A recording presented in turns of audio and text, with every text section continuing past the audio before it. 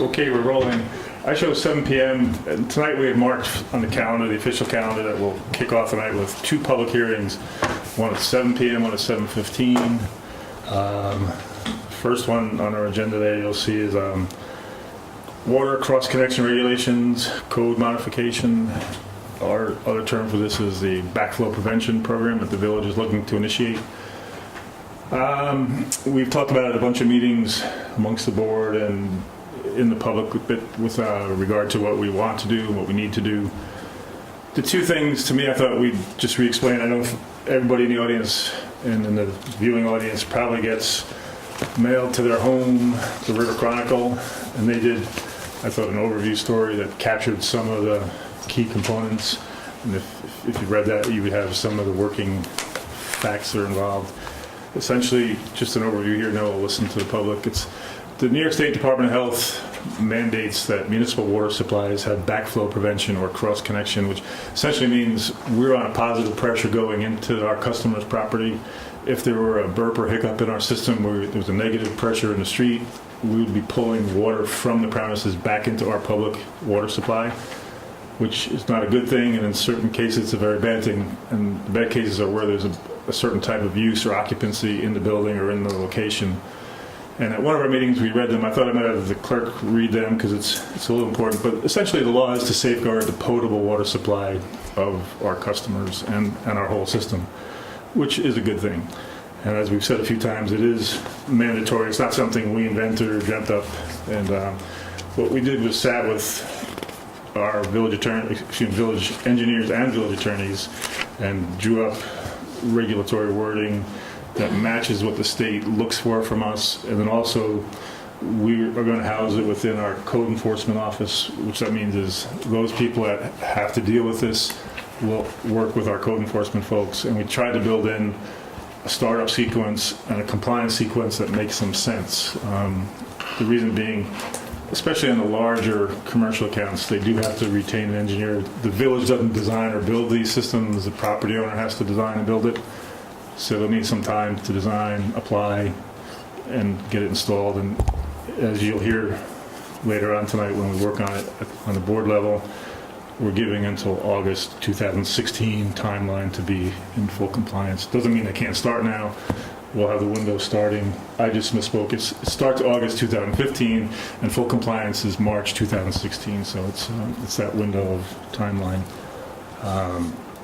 There will be a permit fee, which I'll recommend to the board later in the May meeting, of $75, and within the text that's dealt with as far as how permits are filed and who keeps the records. And as I said before, that is the village up in the building and code enforcement offices. But the board can feel free to chime in too, but as all public hearings, the questions really are deemed to be heard from the public to us. So, any questions out there? Yes? One of the things in the article mentioned pools. What does that have to do with the water? Well, they just build and they stand alone. We don't have a municipal sewage system or nothing. I would ask our engineer to answer that particular if he feels so inclined, but I would assume there's some live connection between pipes going to the pool and moving chlorinated and non-chlorinated water and back to our system somehow.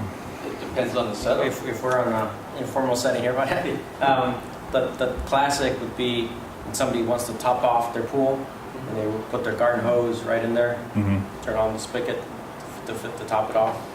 And during that time, there might be loss of pressure or drop in pressure, I should say. Could, potentially cycle it back in. Oh, that's kind of a... So that's the better chance of getting hit by lightning, I think. That's the classic scenario. And you got a cost involved. I can see if it was tied into an automatic fill-up system with your water that could kick on any time. Well, that would be the case part too. of the system. I could see that. But there's a list that New York State provided us with those uses that are required for cross-contamination, cross-connection, backflow prevention.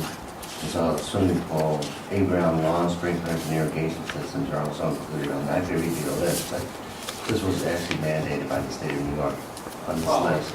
Unfortunately, the state, where they're at. Unfortunately, this is so the it law. doesn't make a lot of sense. I think it's just another... That's true, but unfortunately, we do have to subscribe to their mandate. So If you like, I could read the list of. Just in short, I think when we're dealing with the public safety, we have to plan for the worst and hope for the best. So we plan for the worst case scenario, which is that. I mean, because if it happens once and lightning strikes and somebody gets sick and we could have prevented it, then it's our responsibility. And we don't want to be responsible for something that we could prevent. I could see it on a commercial situation where you're running water on a regular basis, and it's part of the system, part of the business. This is like, by the same token, that we should be wearing helmets here in case the ceiling should fall down. Because it could happen. Well, George, let Brent read it. Comment duly noted, but you want to read that list of? Sure, and some of these things we don't have in the village, but it's still on the list, and it's within the laws that we'll be passing. So auxiliary supply systems, properties with in-ground lawn sprinklers and irrigation systems, residential swimming pools and double wall heat exchangers, large non-residential dwellings with treated water bodies, sewage treatment plants or handling facilities, hazardous substance facilities, fire systems, chemical plant storage, food processing plants, and meat or fish packers, medical and dental buildings, clinics and laboratories, including veterinarian offices, mortuaries, embalmers, funeral parlors, commercial refrigeration systems, laundry facilities and dry cleaners, greenhouses, commercial car washes, dye plants, paper processors, auto repair shops, breweries, exterminators, premises with multiple service lines, premises with roof tanks and elevated storage lines, schools and colleges, food processing facilities, nursing homes, barber shops and beauty salons, metal plating operations, photo processing facilities, buildings 3 stories or higher, any commercial, industrial, or any other facility so deemed by the code enforcement officer as requiring an approved backflow prevention device. So that's as per New York State Department of Health. And at our last meeting, we read that list also, so it's, for those that just came in, we're in a public hearing on a backflow prevention system we're trying to inaugurate in the village. Our plan is we have a 7 p.m. public hearing, 7:15 on something else. Then I think we'll entertain some public comment early in the session. So,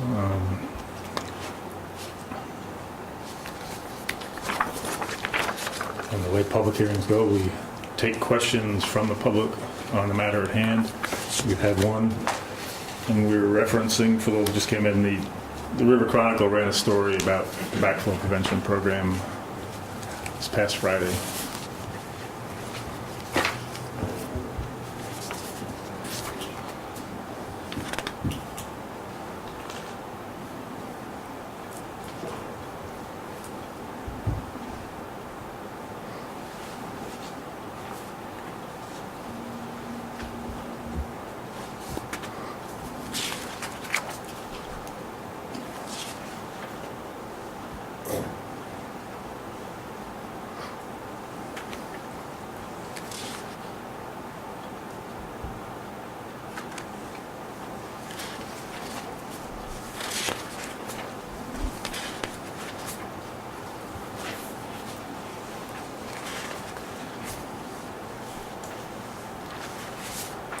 I think what we could do, I'm not hearing any more questions on this. I show 709. Anything from the board you wanted to add or say? I'm glad we're finally implementing this. It's been long overdue. Yeah.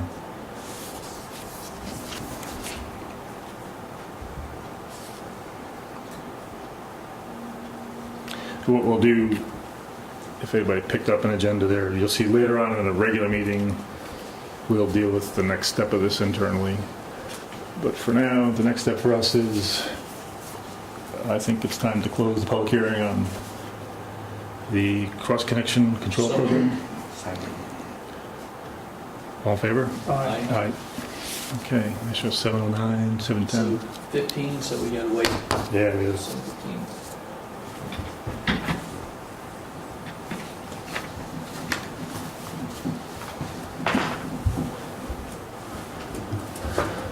What we're doing now for newcomers is waiting since we noticed a meeting at 7:15 on another topic. We have to wait for that. So.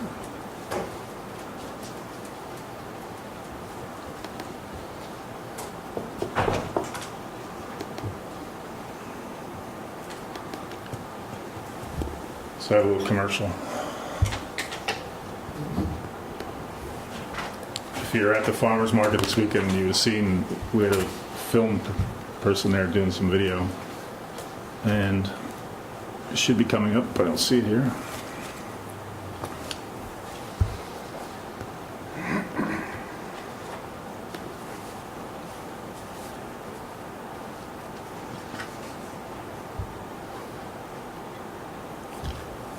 Let's see if we get a little sound for you.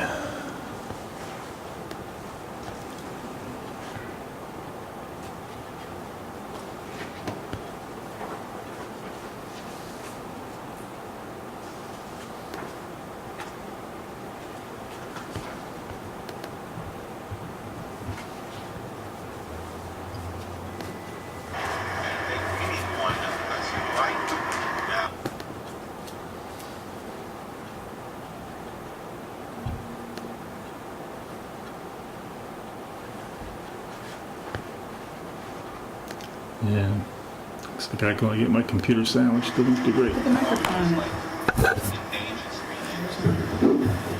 time, it was 12.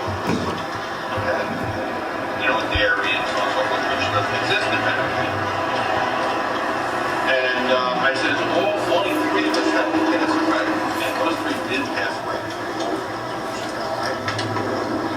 We're getting new people coming in, but it's changing too. It's not the, you gotta say, middle class blue-collar worker farmer. It's now in thing. We always had the very wealthy farmers come here and raise Arabian thoroughbreds, alpacas, all well and good. But now they're moving into the food industry where somebody's struggling, they don't have to make money. So that becomes an issue, I think, further down the line. But anyway, at least it protects, whatever keeps the land open is important. Siamo tutti insieme. Oh, hey, bravo, buongiorno. Buongiorno, come stai? Io, molto bene. Come si chiama? Lia. Lia. Lei? Lei? No, Lia. Lia, ok. Sono Giuseppe. Giuseppe, molto piacere. Di quale parte? Roma. Roma. Roma, non fai la studia. Madre, Sempre la storia, nostra famiglia vicino Napoli, Ah, sì. la zona da Napoli. Dove c'è la mozzarella più Oh, mozzarella, tutte. La prima volta che sono andata giù, perché io veramente sono andata giù. Ma un cugino mio mi ha portato a un'azienda che faceva la mozzarella ho comprato e lui, il signore stava, sai, girando il latte e ho comprato una busta di mozzarella, chilo di mozzarella e da Napoli fino a Roma ho portato. Incredibile, era incredibile. Red Hook and Rhinebeck were the center of the violet industry, which was popular from the 1880s to 1920s, when it fell out of fashion because they made violets here and boutonnieres and corsages for it. As the women's clothing changed in the 1920s, they got to be the flapper era and dresses like that. Couldn't support the violence. And then the whole industry, which employed hundreds of people in Red Hook, and there's only 1 or 2 head houses left in Red Hook. Head houses being the top of the greenhouse, where the boiler was to supply heat to heat the greenhouse. But when I was a kid, there were still greenhouses around here. Yeah.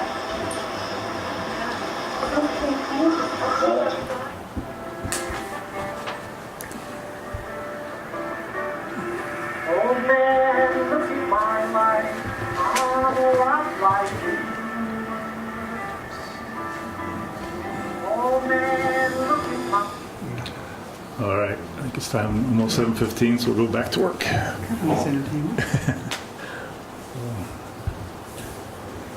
Let's see. You show 7:15, anybody? Let's see, I do, yeah. I do.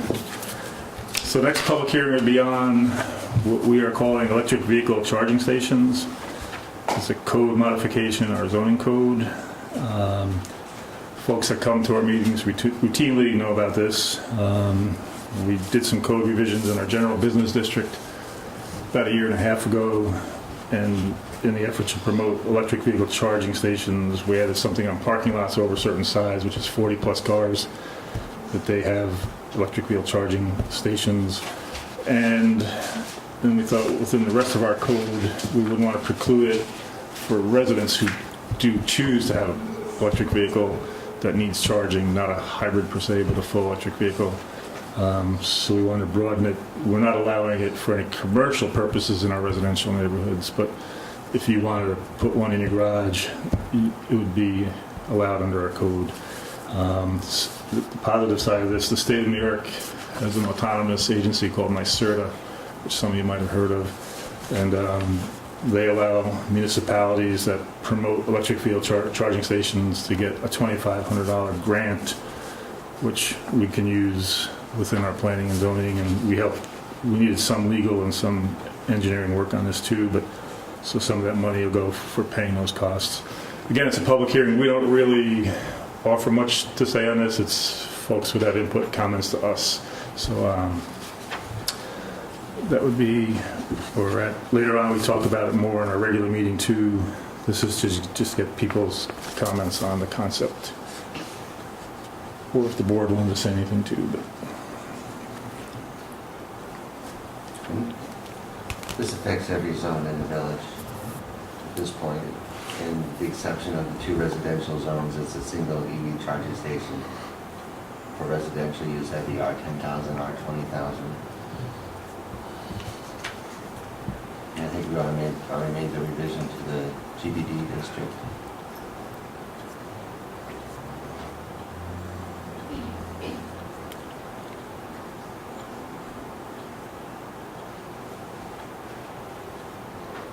if you can gather, it tends to promote people maybe more inclined to buy electric vehicles if they know there's a place en route where they can stop and charge. And it's generally not at the cost of the property landowner. It's usually a third-party vendor sets up a charging station while you're in shopping, whatever. You leave your car there and you plug in, you do your shopping, visiting, whatever you're doing, and then you can go on your merry way further north or south.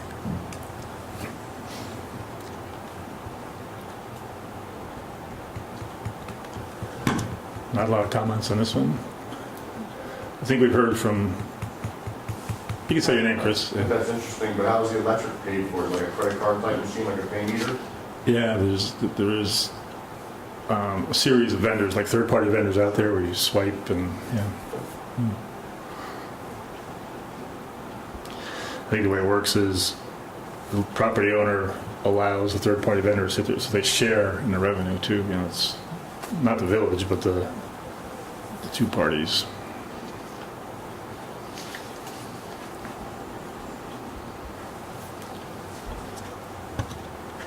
Doesn't seem like too controversial an issue. We're not getting. You're saying, I'm just getting. Why don't you just say who you are? I know who Chris was, but. I'm sorry. Yep. I'm sorry. Say who you are. Mary Tucker? Pardon me? Mary Tucker. Mary Tucker, okay. And You're talking about wide open spaces, and you're talking about the residential is going to have this charging station that's going to look basically like a gas station, but without gas pumps. How is that going to look? I'm just trying to envision what this would look like. it's a good question. We can describe it. Do you want to go, any of you guys down there? Or? It's really... The ones I've seen, there were some in Rhinebeck in the parking lot, and they were basically about this big with like an electrical outlet coming into it. So a very small thing. It didn't look like a Is gas it part pump. of a gas station? No, No. it was just in the parking lot. So, for instance, on the new CVS that's coming at the former IGA site, there'll be several EV stations there, and that counts for their parking. And but they're small The small devices are hardly visible, and when you see them, but they're nothing like a gas pump. And it's not a filling station or a service station, it's just something that's located in front of or adjacent to that parking space. It also reminds me of when I was a kid, the drive-in movies. There was like a stanchion with a cable hanging off it. You just kind of. I'm old enough to know. Well, I don't want to say it, but you plug in while you're shopping, and a meter runs, like he was saying, then you swipe your card when you leave. And there's absolutely no cost to the village. No. No. There's currently one over on Route 9G where, right across from Bard College, in that parking lot where the pizza place is, Yeah. there's a charging station there. And you really have to look to see it. It's to the right of the building. And it's like Ed just described, it's a small stanchion and that's it. Thank you. Ed? Oh, Chris, why don't you say your name again? We let you go last time. Chris Puma. All right. Just one more question. So if that is something that might be, that generate revenue, what would keep everybody from putting one in? Is there a restriction on how many of these we can have? No, good question. No, in the residential area, it's not. It's only for residential purposes. Sure. Only you can put Right, I in your understand. house. You can't open a stand and say, "Come to my house and plug in." So, Right. No, I didn't know, Yeah. but, throughout all the businesses here, that would, if there's revenue generated by it, if it's something that everybody would want to try to put out in front of the business. Like a parking meter. yeah, they couldn't put it on the street. That's within others' Okay. purview. I don't think anybody would voluntarily do it. We're doing in our general business code. We said if you have a parking lot over a certain size, we would like you to do it. We would want you to do it. So, I just yeah. think it might open us up for a liability if somebody, No, we thought about, that's why part of this is to make it addressed in the whole code, not, and like I said a few times, it's in the residential district, you can't decide you're going to open a for-profit charging station. So. okay.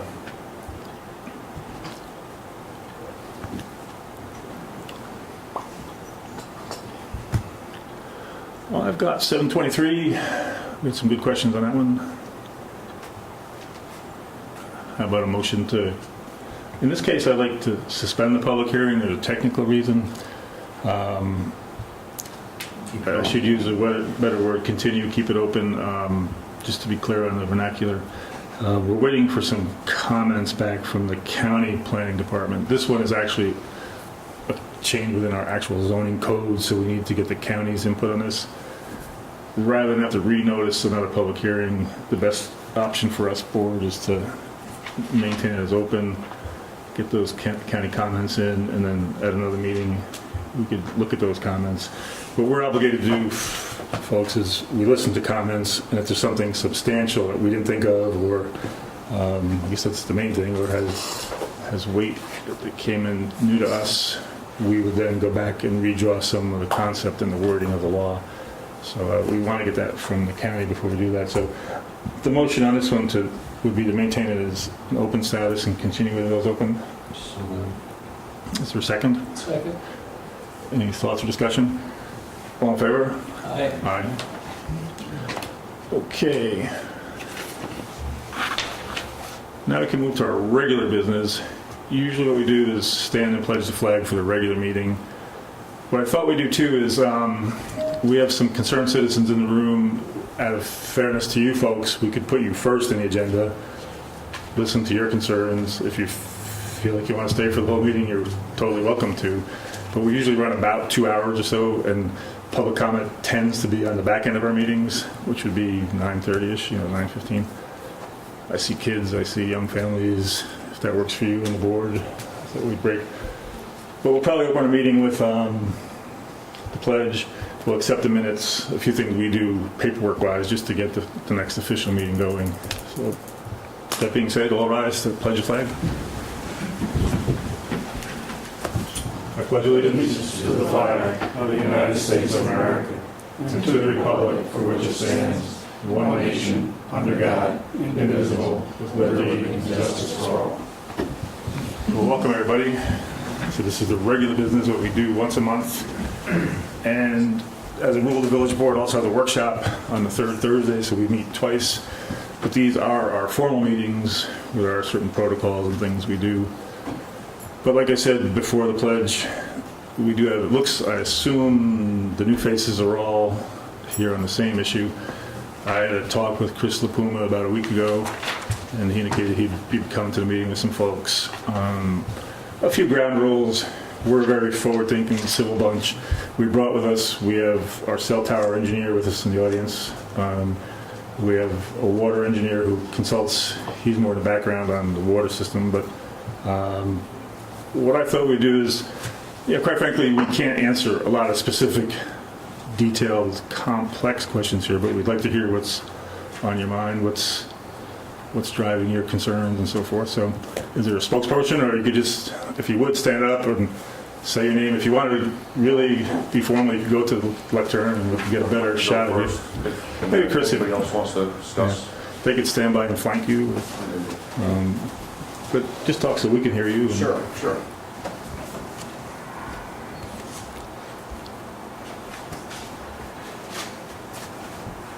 My name's Chris LaPuma. I live on 9 Birch Street. Nice little development. Lived there about 8 years. We moved to Red Hook because to me it felt like it was where I grew up 30 years ago. It's a nice quiet area. We absolutely love the school district. We love the residents here.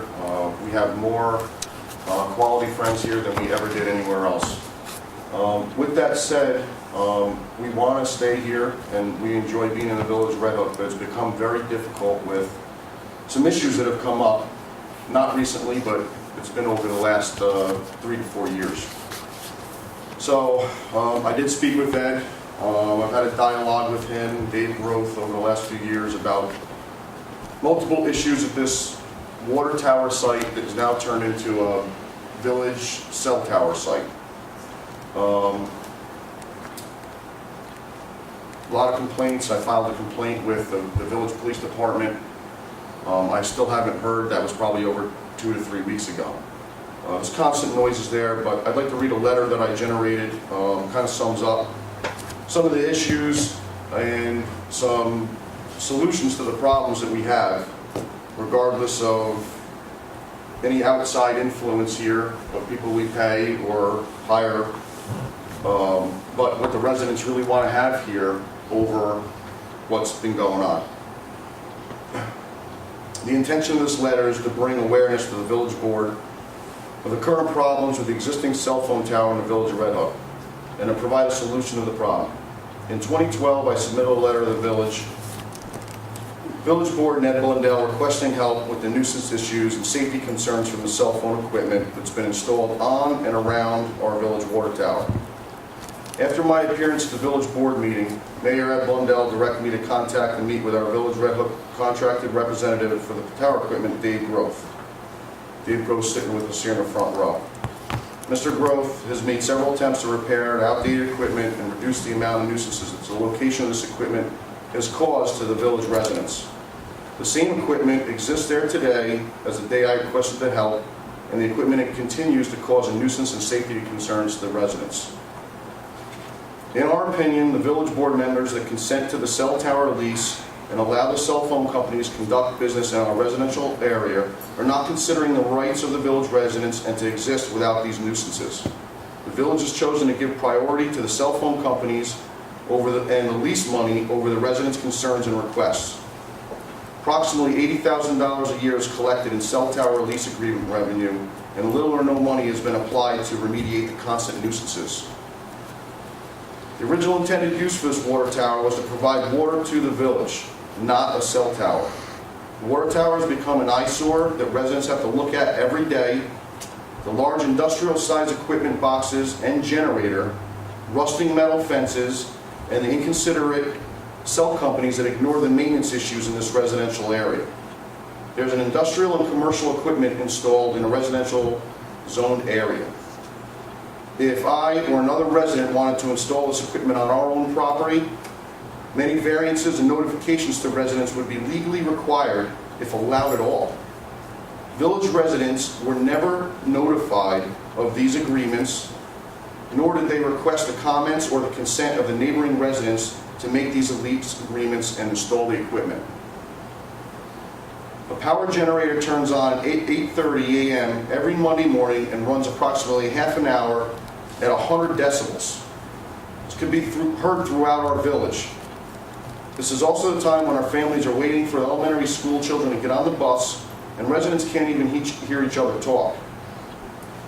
I notified Mayor Ed Blundell about this, and his response was, "It's only half an hour." My response was, "Except when the power goes out." In the event of an outage, this generator will run all day and all night to support the cell phone services for others at the residents' expense. The closest neighbors that have expressed a nuisance to the issue of the village, and nothing has been done. The workers and services equipment are inconsiderate. They yell and curse all day while they work. This type of work is constant and has no place in a residential neighborhood. Our children play outside or wait for the bus while this goes on next to them. This work goes on weekly from 9 a.m. to 8 p.m. at any time without notification to or consideration for the residents. I might also add that in the last 3 weeks, there's been the largest possible crane that could be brought on site here, blocking the road, blocking the school bus, and they're several days a week, which is, I think, is absolutely intolerable in our neighborhood. Every time these guys are here, debris is left behind from every time work is performed. The Village of Red Hook and Dave Growth have been notified each time, and it doesn't get cleaned up. There is still debris there now from when I first called. The cranes, tractor trailers, work trucks, worker vehicles block the road and cause delays and safety concerns. Ambulances, first responders, and general traffic only have one entrance to Bird Street, and access is constantly restricted while they work, sometimes blocked for over half an hour. The excessive traffic from the heavy equipment has damaged the village road and the water supply infrastructure to the tower and our homes. The road is excavated and patched annually. High winds blow equipment off the cell antennas and drops in adjacent properties. One antenna cover landed in our yard 10 feet from my children's sandbox. The village and Dave were both notified, and the debris is still there.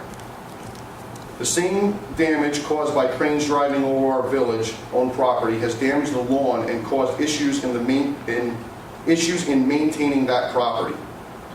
Mainly ruts and stuff left behind, signs being knocked down by the cranes. Dave Growth had assured me this would be repaired, and no repairs were done. Most neighbors expressed concerns of having this equipment so close to our residences and the effects of the RF it emits. Our bedrooms face the cell tower antennas and are less than 100 feet from this equipment. RF emissions are said to be over half the federal limit, which is too high for a residential neighborhood.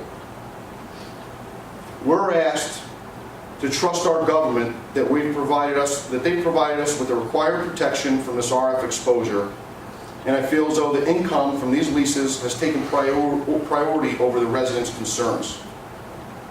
Too many things in the past that were regulated and approved by our government were later realized to cause health problems. Examples of this are tobacco, alcohol, coffee, and asbestos. Over the past 3 years, I've offered significant suggestions to mitigate the noise and the RF transmissions, and the village board has not taken any action. I've offered my help to the mayor on these issues, and I hope that we can work together with the residents to approve a different location for this equipment that is not in a residential neighborhood.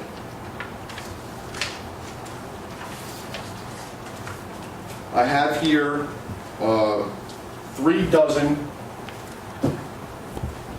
signatures from residents that I walked around with my family. It only took me about 4 hours to speak to the residents and find out how many problems we have in our neighborhood and how unhappy they are with this. Can you read the petition now? I certainly can, absolutely.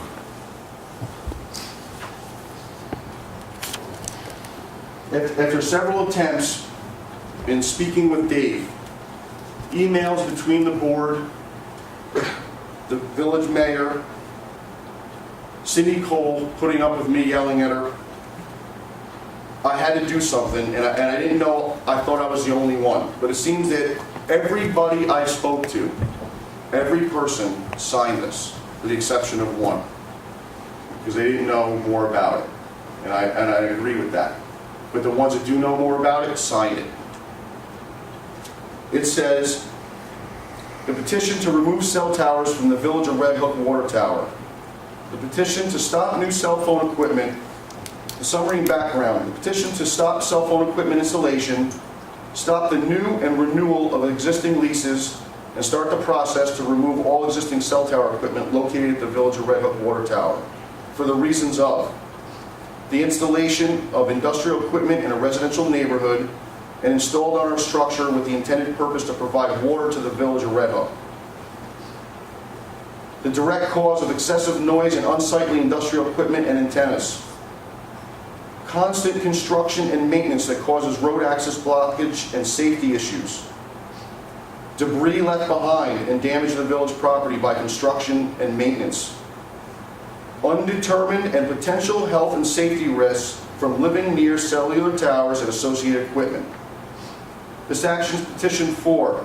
We, the undersigned, are concerned citizens and residents of the village of Red Hook who urge the village of Red Hook Board and Mayor Ed Bundell to act immediately to stop the installation of new cellular equipment and start the process to remove existing cellular equipment from the village of Red Hook Water Tower.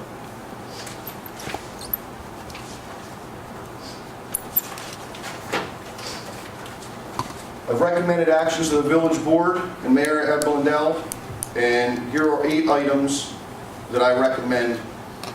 I also made copies of all these for the board members. The only feasible answer that will satisfy our residents is to remove this equipment from the water tower. This could be a phased plan that will remove the equipment as soon as possible. 2, stop any new lease renewals and remove any automatic renewals from our current leases. Leases should not be renewed for that location. 4, if the village chooses to keep a cell tower in the village, current leases should be phased out, and a new location should be approved in an industrial or commercial zone area before new lease agreements are made. The existing water tower that is being decommissioned should be dismantled and sold for scrap metal. There's approximately $40,000 of scrap metal. This was a meeting I had with representatives from Mill and Steel last week. The tower is covered with lead paint that over time will degrade and blow throughout our village. Repainting a tower has proved to be too expensive by the village at a cost of about $1 million. Number 6, I also suggest a plan to add a park area to replace that water tower. The village currently doesn't have a park for residents or a place to walk their dogs.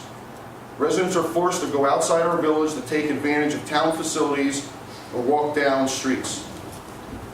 That space can be converted to an area where residents can exercise and relax in a quiet area. Income from the scrap metal, past and present income from the cell tower lease revenue should be invested in our community and a planned park. Finally, I will donate a right-of-way from my adjacent property to increase the size of the proposed park in that area. I will also donate building materials and the labor to install a park or improve the existing site. We can offer picnic tables, a pavilion area, or a playground for the children. I've also offered consultation in the construction of a new tower area and the removal of the existing towers to the board. Is there any questions?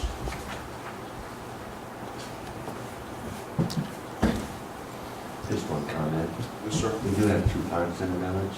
We have Memorial Park in the north end of the village and Abraham's Park off of Park Avenue, which is more or less adjacent to the rec park there. So we do currently have 2 parks plus.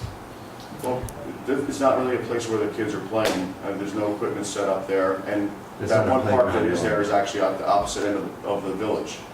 So you know, we'd have to go all the way to the other side of the village or use it. And, I mean, that's okay too, but we have a site that's owned by the village that I think we should take advantage of, more for the residents. And I'm not opposed to having a cell tower and taking advantage of the revenue. I'm opposed to having a cell tower. We are opposed to having a cell tower next to our home. And the feeling is that any one of you that would put yourselves in our shoes would feel the same way. And I think that anyone that disagrees with us on this is not looking in the best interest of the residents that have elected our officials to take care of this problem. A lot of the residents don't know this is even an issue, because a lot of us aren't able to come to a meeting because we have children. A lot of us work multiple jobs. I run my own business. We can't be at these meetings. I don't have a pan of TV, and if I don't have a computer to look on and see what's going on, I have no way of knowing of what goes on. I commit to the village here. I'm committed as a village resident to do whatever the village wants us to do.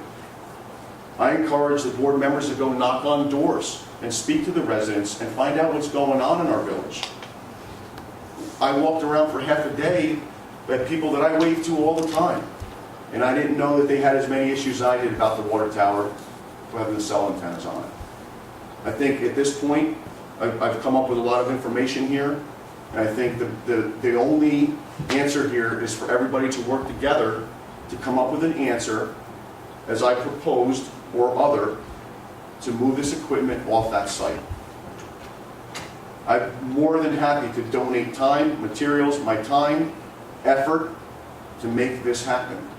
And I don't see there should be any roadblock that somebody can give me and say this can't happen. Well, maybe if I could go, Dave, or excuse me, Chris. We've had multiple talks, not all to your satisfaction. And at our last one, I said, what's your solution? You've elucidated it right now. You're saying, take it down, move it, do something. What I did, this is from Dutchess County Parcel Access, just so people, I assume everybody out there lives in a neighborhood, I guess. Would that be true? I don't know where the other petition signers live. Everybody's from within that neighborhood. I didn't have to leave the neighborhood. I got a full approval rating. But, quite frankly, tonight, I don't think we're going to solve the problem. We want to hear your concerns, and it's a combination of legal, engineering, the modern era. There's a lot going on here. I think a couple things that everybody should know. I mean, folks in the audience might know it, but the leases that are up there, we have leases with Nextel, Sprint, and we have a lease with Singular, which is now, I guess, AT&T. The reason I'm saying these two names is those leases go back to the year 2000, 2003, when those go up. And I've done a fair amount of research, and if you look at the legal side, they are essentially 20-year leases with 5-year increments. There's no year-to-year annual kind of situation here. No one of us is a big fan of AT&T or Verizon. We're not corporate puppets. These things sit there. They existed. Verizon came in. Those leases were signed. We used to have Verizon messaging. I think it was in the old days we had pagers. I forget what that was, in the 90s or something. And we thought we were high tech. AirPage. Pardon me? It started with AirPage. Yeah, it was. I think Verizon had a messaging service as part of one of their early formations. And then in January 2009, the village signed a 4 times 5-year term for the Verizon. And what I try to do, and this board, we're a proactive board. We don't look to promote problems and cause headaches for people, quite frankly. And but looking at it, we had a couple of things cross my mind. I was telling Chris, one problem is we're in the era, in my mind, cell systems, cell communications are the new infrastructure. It's the other thing for everybody to know is the federal regulations trump any bill. We don't have code that says RF frequency levels or RF density levels. That's all federal. We can't even play in that world. What the engineer and the technician does for us is negotiates leases and assures that the tower is capable of handling it, that the federal regulations are complied with. They're not just haphazardly thrown up there. A few things bother me, like certain things are quick, easy fixes, like if debris is blowing in your yard. I know our highway department and our water department, they would pick it up. If there's ruts and grass, they would fix that. You know, it's not certain things. I don't know if they come on your land and take I it, have but pictures of it, it's there now. yeah. It's there. And that's untrue, because they haven't finished, and Dave, back me up on this. Has anybody repaired the ruts that are there from the crane from last year? The ruts were not properly repaired last time. This time I had several meetings with the contractors in advance of this. I understand that, but that was the problem, it didn't get repaired. And I understand what you're saying, and it sounds to me a little bit like we're backpedaling and we're taking, again, a priority of the lease. And to me, and I think to others, we don't care about the legality of it because somebody signed a lease that wasn't me or the residents, or like I said, we weren't notified. That doesn't hold any water with me that we don't have a leg to stand on because of that. That's where the village needs to take the $80,000 a year that they get from revenue and apply it to our legal system, our attorney, and let them handle it. And let them work on it. I'm not an attorney. You yourself said you're not. They need to take care of it. We pay a lot of money to live here in the village, and I think for anything to say that because of a lease, because of some outside company wants to park their stuff on our property and cause a nuisance, that's okay with us. And I think you guys should be behind me and say, no, that shouldn't be that way, regardless of a lease. Again, part of my letter was that if anyone wanted to put that in their property in a neighborhood, we would be sitting here in front of the planning board and the zoning board fighting about putting this up here because how much money I could make off of it. Well, like I said, we're proactive, but if you look at the Verizon lease, signed January 20, 2009, 4 5-year terms, constructed, looks like construction started June of 2009. That's the most I think these people want to speak to. I want to say that neighborhood was there before these leases were signed, and nobody was notified about it. Well, let me just finish my thought, and where I was headed is, it seems like the complaint about the Verizon ground noise is the generator test, if I hear it. Every part of the equipment there, with the utmost due respect to the board, everything there has caused an absolute nightmare to our family and other residents here, including the potential health risks of cancer.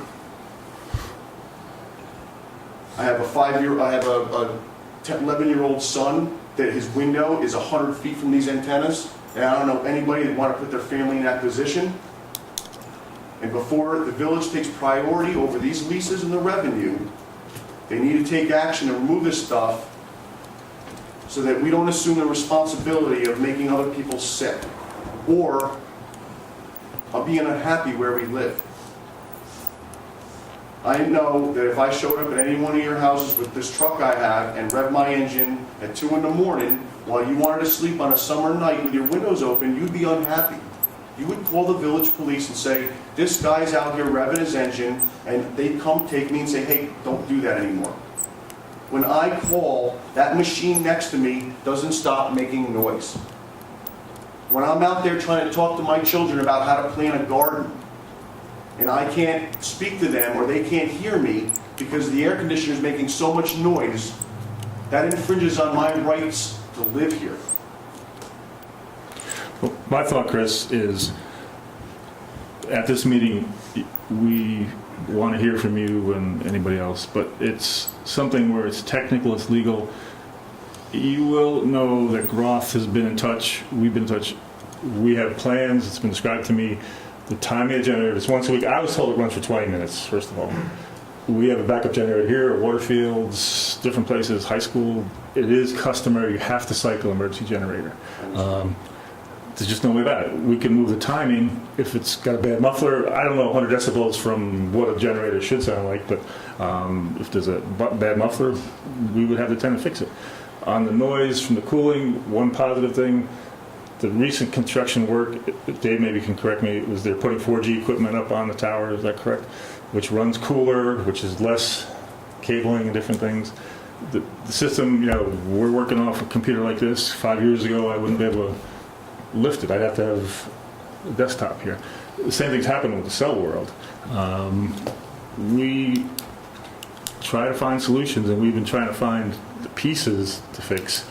I don't know that we'll ever find how to break 20-year leases, to be honest with you, but I think what we should do is meet you again separately, privately, where we can talk and work over certain fixes. I disagree with that, actually.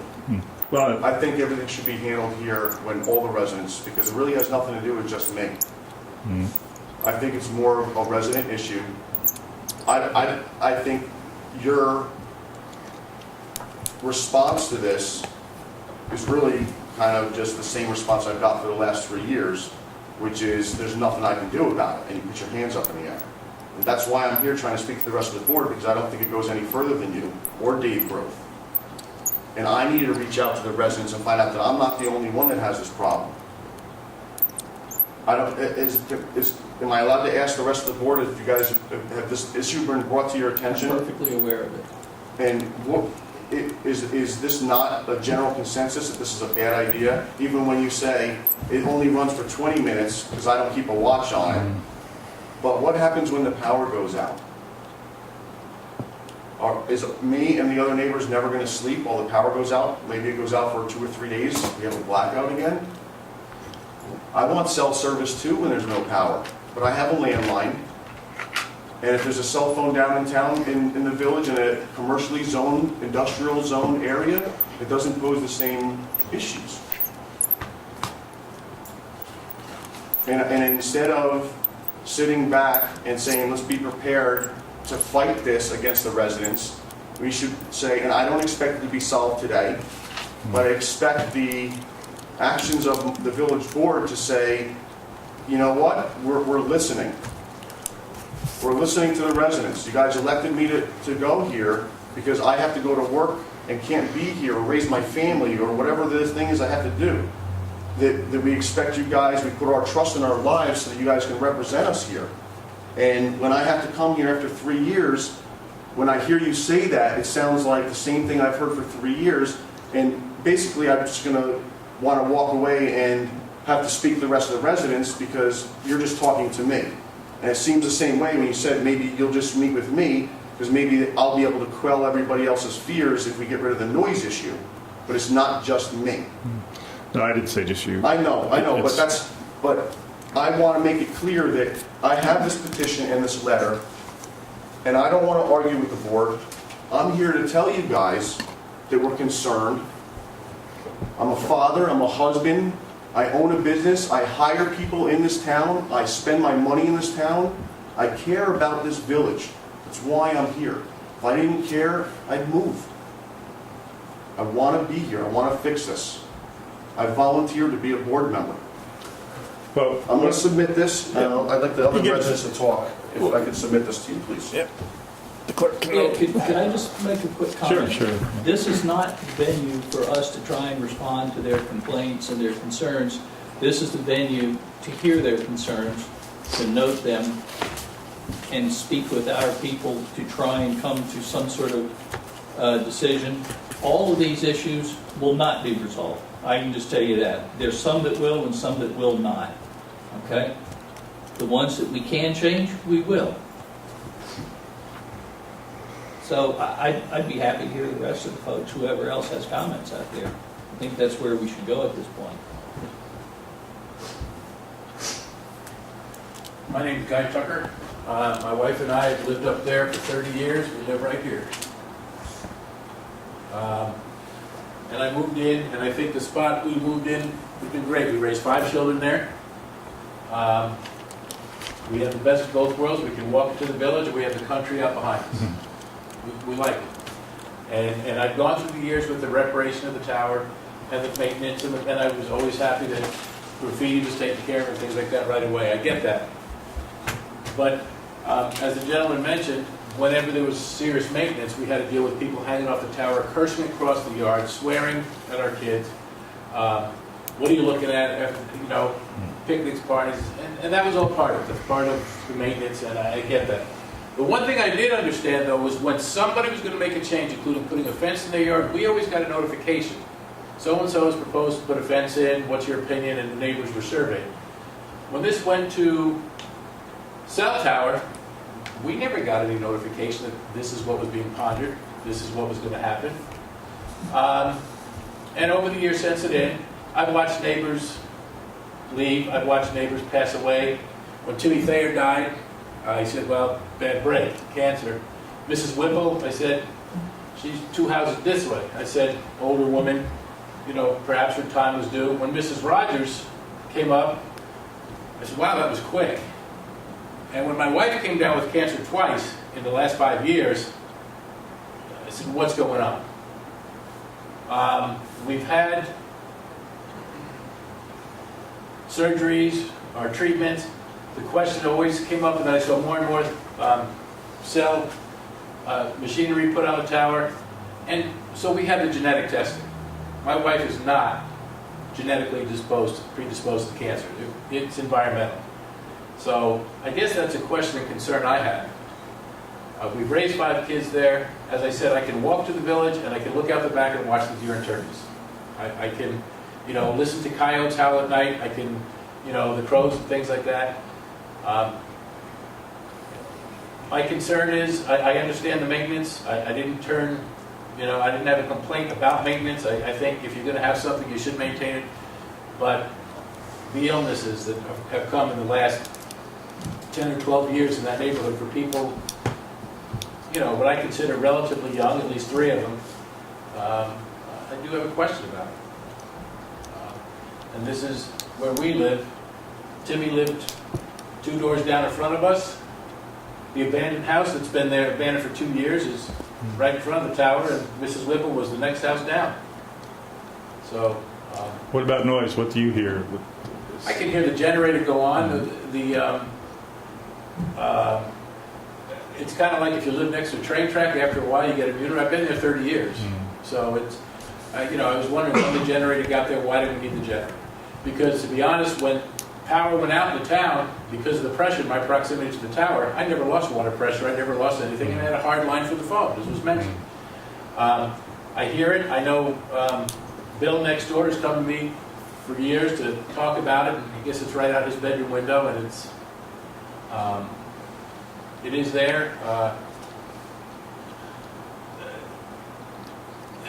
You know, the maintenance, as I said, it is what it is. It was for the benefit of the town. I assumed something was going to change. I thought for some reason the generators were put in to make sure water pressure was maintained and the tower was filled. I mean, I've gone through everything with that tower, from when the motors wouldn't shut off and the water just would come shooting out the top and come down and spray the houses and spray this, that, and the other thing. It is what it is, but I certainly can hear the generator, and I don't live here where I hear it right away. Bill's house buffered, there's a bunch of trees here, but I know when it comes on. David, generator on the northwest corner though? Is it more toward? The generators in the Verizon building that John was pointing to. Just right there. One half of the building is their electronics, the other half is the generator. And that, I would say that's the southwest corner of the property. You know. It's near, there's like a hill, it's very steep behind that area. Well, there's a hill here, it goes up to the orchard, there's an embankment here, it rolls right off. I mean, I can see the generator from my house. I mean, I know Bill can see it from his house, I'm surprised he's not here. But I know the courtesy has been, if somebody's going to do some construction on, even put a fence up on neighbors here, they're supposed to come to you, get okay, and we get a letter that says your neighbor wants to put a house up, you know, are there any issues? We've gotten a few of those over the years, and we've never responded to them because we didn't have issues. But I never got notification for that. I just didn't understand that. But again, going along with, does it outweigh living here? Fine, but until people started getting sick, and when it hit home twice, I'm a little concerned with that. And all those illnesses I mentioned have all been since the cells have been there. Well, thank you. People in their 50s. Yeah, maybe we did touch on it before. I don't know, David Groth, if you want to comment, but I did say the RF frequency, you look around this board, we're not going to avoid that issue. It's something we're thinking about, but it's federally controlled and regulated. It's like, can you explain a little more about that for us? Sure. There is federal preemption against all municipalities because cellular telephone systems and PCS and wireless internet are considered public utilities at this point. 20 years ago, they were a luxury. Now they're considered public utility. If you were to survey your neighbors and other folks around, you would find that 30 or 40% of everyone in the village, town, everywhere, they're getting rid of their landlines at this point. They consider the phone to be their go-to device. It's also the device they call 911 when someone is sick, to report a car accident, fire, whatever. So many people are actually canceling their landlines. I still have landlines. And I'm not arguing that. Yeah, right, well, let me just finish. So there are federal standards now where the cellular telephone companies have to actually provide a minimum level of service based on the population of areas. They can't simply leave town if you want them to. There's actually federal law that says that they have to provide proper service and proper signal levels at this point. And that is why you see so many more of these structures going up. Sometimes we're lucky, we put them on existing silos in the country, things of that nature. Next to our homes. But I understand, but please, let me speak. Doesn't matter. Okay. The fact is that the signal levels are very low. They repeat these towers every mile or two at this point. It used to be you'd put one thing, up on a mountain somewhere and it would just cover the whole valley and so forth. That's not how the technology works now. Each cellular location can only handle so much throughput, if you will, at a time. So you'll find there's one in Rhinebeck behind the fairgrounds. There's one on top of the Rhinebeck department store. There's the water tank in Red Hook. If you go a few miles north, there's another one. If you go toward Milan, there's another one. Chris had mentioned at one time, why can't we just put these out in Milan? Well, there already are three tower sites in Milan, and the town is still not completely covered with cellular service. The power levels are extremely low, and I do want to point out that I personally have made measurements with certified equipment in terms of whether we comply with government standards, which are, as Chris pointed out, that's what the government sets. The maximum levels I was ever able to receive, broadband, electromagnetic, everything, included, all radio waves, including cellular, was about 4.2% of the general population exposure that's allowed. I'm not saying whether or not the government is right or wrong. I'm saying they're well within compliance. These things are at very, very low levels, and in fact, I have to just state for everyone in the room, probably has a cell phone, holding this phone and using it is going to produce much more level of radio frequencies to your body than the tower, even if you live next to it. And by the way, these things transmit every couple of minutes, even if you're not using them. They're constantly transmitting their location. It's not true if you turn location off. If you turn your phone off, you cannot turn off position location. It's against the law, it's in the phone. So, you can turn off features and apps, but you can't turn it off because 911 and the police want to know where this phone is. So unless you pull the battery out of your phone, it's transmitted. I found this out the hard way once. We have telephones that went in our bedroom, and I set the phone there, and every couple minutes, my regular phone in the house goes, and it makes little sounds, because the phone is transmitting, and it's interfering with the landline phone next to the bed.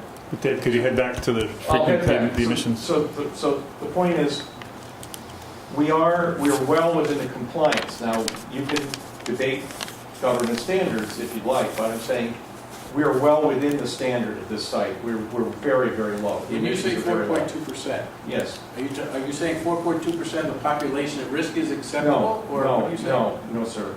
I'm saying that we are operating at 4.2% of the maximum permissible exposure levels for general population as established by the federal government. And Dave, when you say we don't get to control. That's Verizon or AT&T. Their equipment is under regulation, right? Their equipment is sending out electromagnetic radiation, not gamma radiation like an X-ray, just electromagnetic radiation. I'm saying using a broadband isotropic meter, taking into account every frequency that it can pick up from anything, anywhere. In and around that area, we found a maximum of 4.2%. It's very, very low. And in 1996, new standards were established, making general population exposure levels 1/5 of what they previously were. There's still no known, there's still no proof that there's absolutely no effect. There's no proof that there is an effect. But there are these standards that were established by health physicists from MIT and other places in terms of electromagnetics and what is allowable. And we're 4.2% of the allowable amount, of the allowable federal standard, where 100% would be the limit that you could be exposed to on a continuous basis. We're at about 4.2%. And just for reference, on a good clear day, the sun is an electromagnetic generator. It produces about 2% on its own. When there's a solar ejection, it can be 4 or 5% or more. So in other words, there are all kinds of things sending out signals, not just the cell antenna. I'd like to add something, please. Sure. Hang on. You had yours? Sure. It's his turn. Okay, let him finish. I just want to get my concern out that I've been there. As a member of the village, I understood the maintenance of a water tower, I understood the thing, and, you know, like I said, the reasons why we liked it there. And as I said, 5 kids. I just am watching neighbors that were there go by the wayside. And I'm not talking, as I said, older, so I hope the board understands why I am piquing that concern, because all of these people have passed away or developed their cancers since the time those things were there. And I heard exactly what you said, 4.2%, it's still radiation, and I get it. And believe me, we've studied radiation tremendously, given the treatments my wife has had and what ramifications are. And if you don't think a doctor mentioned even cell phones and how much that could put out or not put out or do whatever. I mean, and so much so that we had the genetic testing, and I want to reiterate that. And it was established that she does not carry a genetic predisposition to that. I couldn't ask with Mrs. Rogers. I couldn't ask about Timmy. I couldn't ask about Ms. Whipple. But I know she does not carry a predisposition. So that's my concern as a neighbor. And the fact that when they did go up, I never got that notice that said, hey, we're going to do this. Do you have any feedback before we do it? Well, a couple thoughts, maybe Jay and Brent could chime in from the zoning planning world.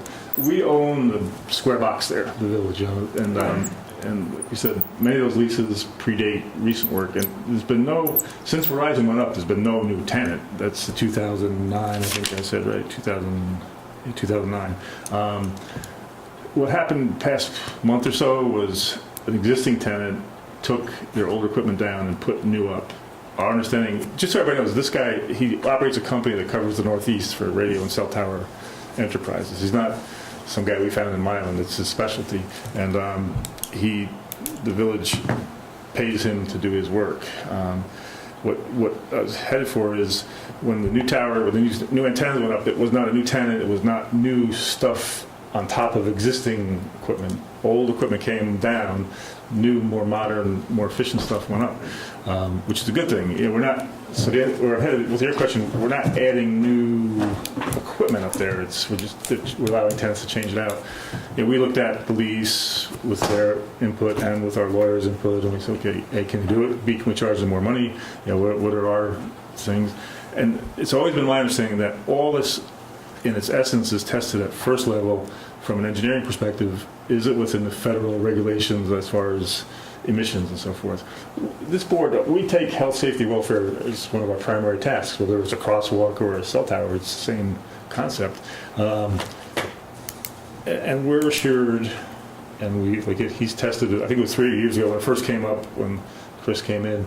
But it's my understanding it's the obligation of the tenant, you know, and they're the ones that would be infraction, and it's their equipment is designed and spec'd when it goes up.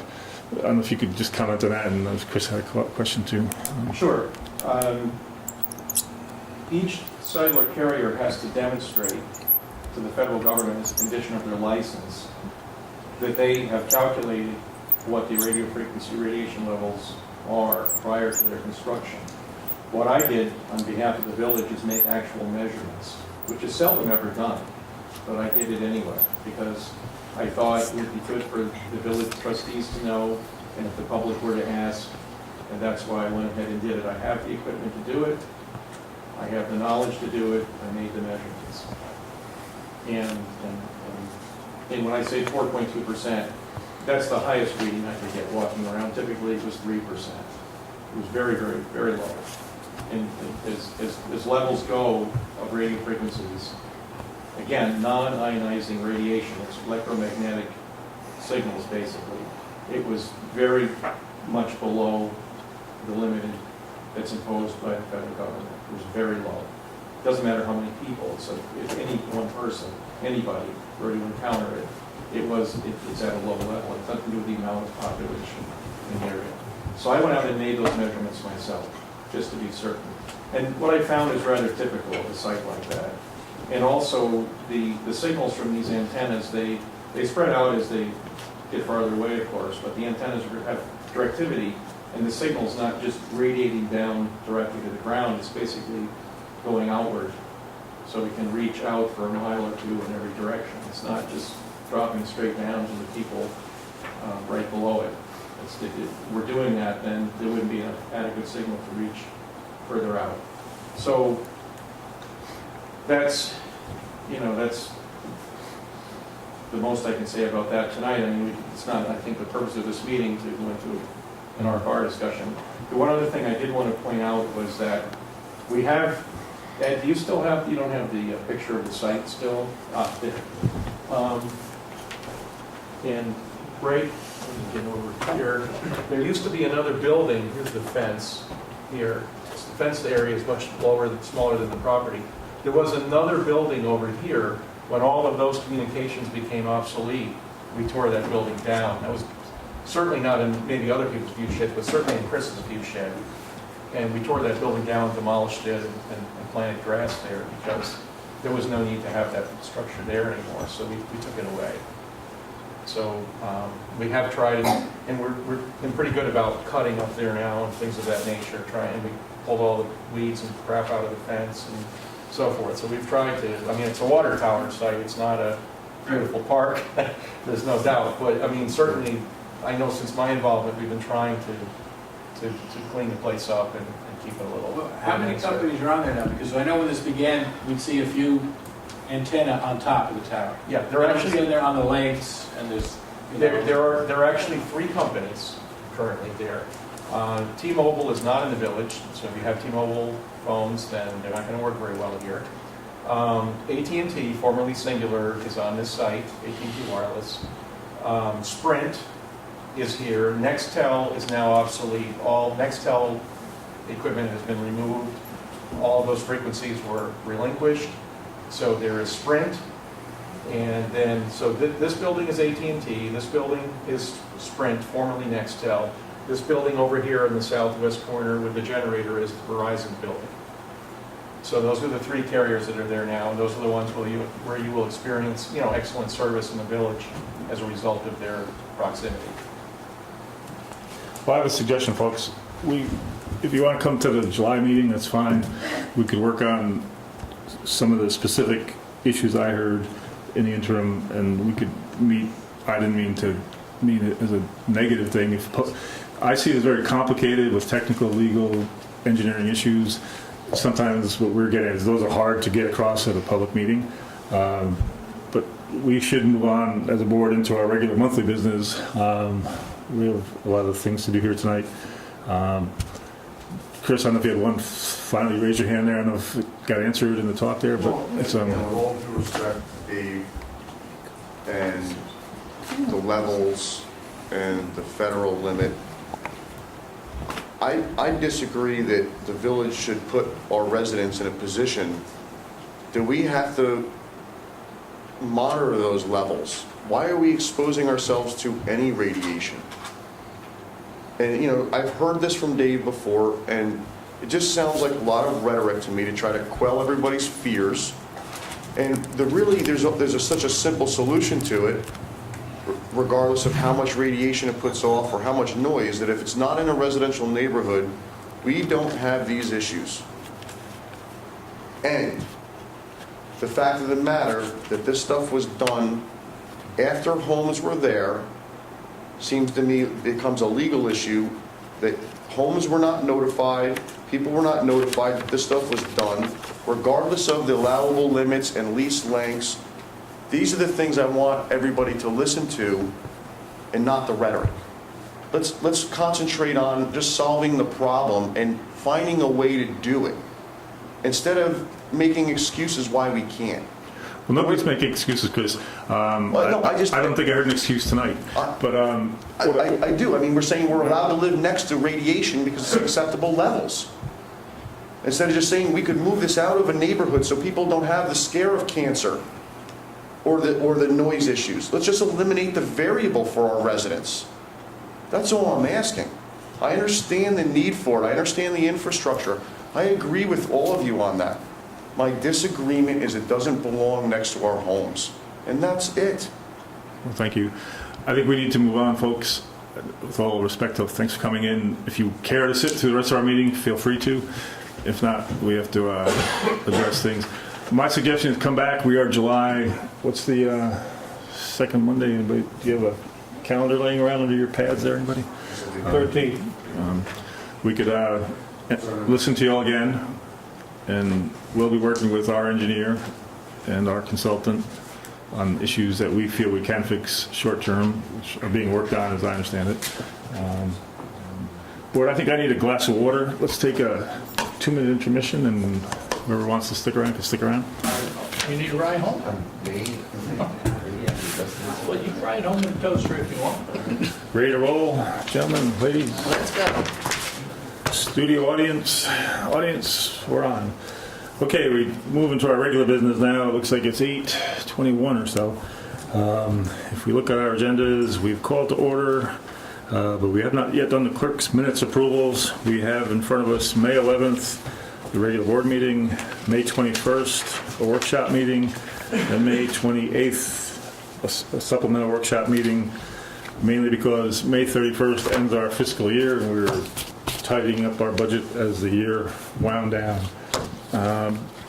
Is there a motion? I guess first I would ask, has anybody noted any additions, alterations, or corrections we should make? One thing I'll point out, on the May 21st workshop, I had our engineer send me an Excel spreadsheet where we had the results of our 72-hour test. It's nice information to have just within the record and so forth. So that's cut and pasted. The clerk had some descriptions of the numbers, but I thought getting the actual spreadsheet in there would be good too. So that's in the May 21st. Like I said, any additions, alterations, or corrections? Hearing none. Is there a motion to accept the minutes as submitted? All in favor? Aye. Thank you. We would then ask the clerk to tell us about the year-end budget status. Okay, these balances are effective our year-end of May 31st, 2015. General fund balance, $91,438.80. Water fund balance, $103,556.29. Trust and agency, $17,517.97. Materials management, $2,233.47. Petty cash, $21.56. Village Green, $3,736.88. Hard scrabble, $1,060.48. Health insurance, $4,843.12. And as always, capital projects, 0. Monthly expenses for the general fund, $61,392.26. Water fund, $8,839.62. Trust and agency, $17,793.67. And materials management, $990.60. And we had a great year. We have a nice fund balance. I today received for the 2014, or year ending 15, another $25,000. I got in a mortgage tax check. The town police check came in. The pilot money came in. I still have school money to come in. In court, which to me could be another close to $10,000. I don't foresee anything big going out at all. I paid everything, so I might say I might pay another $5,000 out, so I'm predicting close to $120,000 fund balance, 110. So it's all good. For those that have been following us for a few years, that's good news. Hard work is paying off. And attached to it are the details for everybody.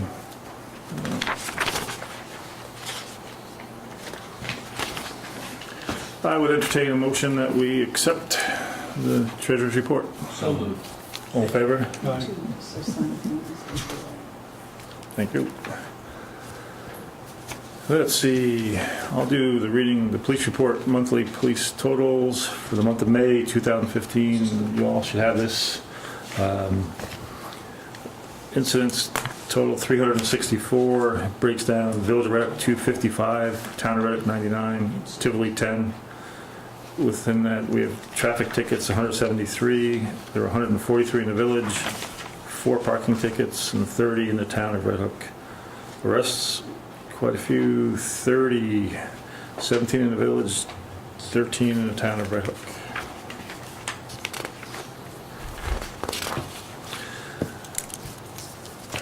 So noted. We could go, let's see, we have our water system engineer in the audience. Why don't we jump to Steve? You want to do the water and we'll let Robert have a little input. Well, we might want to keep you around. We did the public hearing on the cross connection. Pardon me? Secret the cross connection. Yeah, we might need you for that. Go ahead, Steve. Okay, the May 2015 report. The water treatment plant processed 7,738,000 gallons of water for the month of May for an average use of 249,000 per day. In May of 2014, the plant processed 7,336,000 gallons for a daily average of 236 gallons per day. During the month of May, 75 gallons of 12.5% liquid hypochlorite solution was used for a daily average of 2.41 gallons per day. 2 water samples were sent to the Smith Laboratory in Hyde Park for testing. Both samples returned a negative result. During the month of May, a service line was accidentally struck, rupturing the copper pipe and causing loss of water. We like to just reiterate with the residents that it is absolutely vital that residents who wish to excavate their property call 811 at least 72 hours before they dig.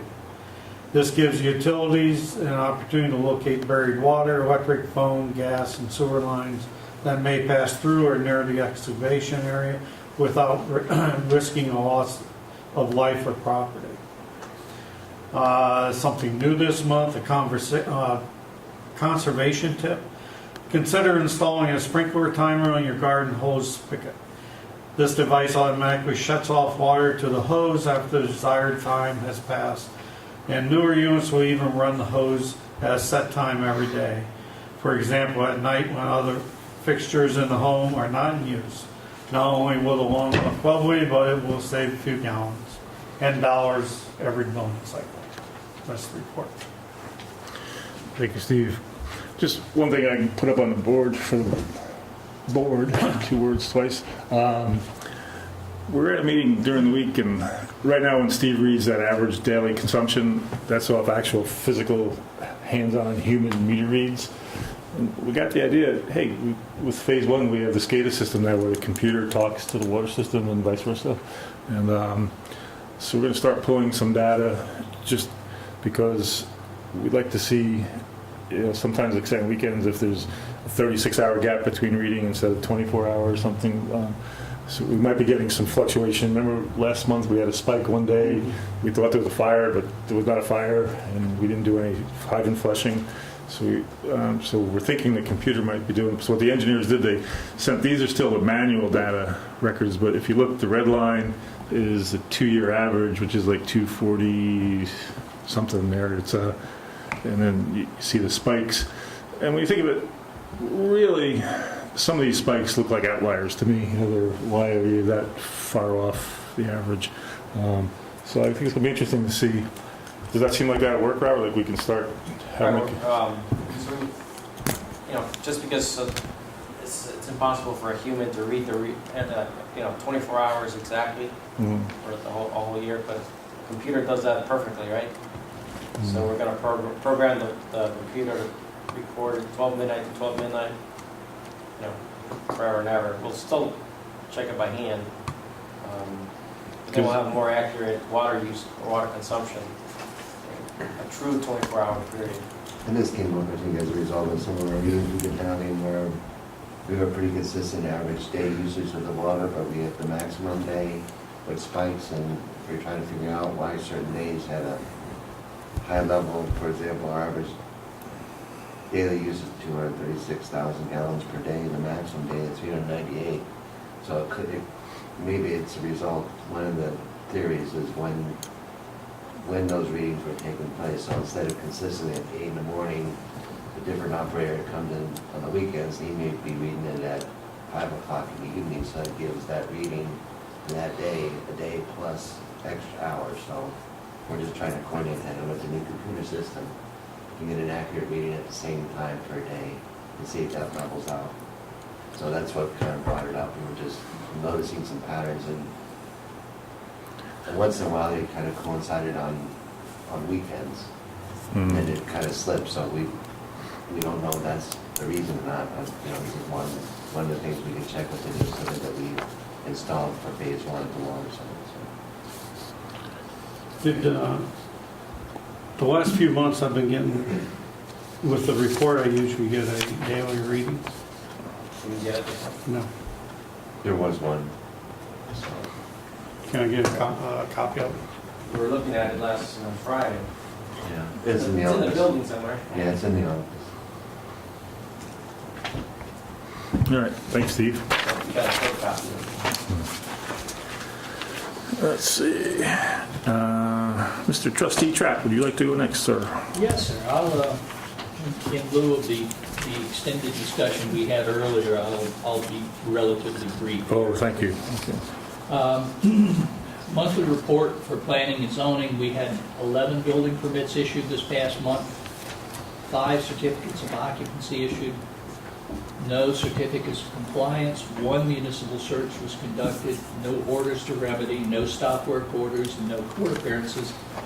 Sam had 6 fire inspections and 1 complaint, and the zoning board had a little bit of business this past month, notice of hearing for an area variance and a ZBA interpretation. And rather unusual, the planning board had 0 business this past month, so they usually have the lion's share of the work, but a couple of large, well, one specifically large project pulled a building permit. The Knollwood Commons, the front building, the mixed-use building, pulled a permit, so that pushed our total for May at $4,147.78, which was a good month for us. We needed that. I want to plug the classes. George, I know you're zoned in already, but the 10th, this Wednesday, in Millbrook, Cornell Cooperative Extension, there'll be a good class on solar power generation systems, and it'll be presented by the luminaries at Pace University, which is Jessica Bacher, Tiffany Zazula, and John Nolan. Should be a really good class for all the planning and zoning members that get out there.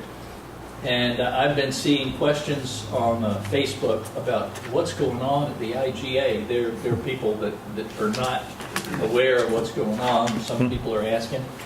Yes, they're tearing it down. Yes, it's going to be the new CVS, and you might have seen some activities prior to the demolition commencement.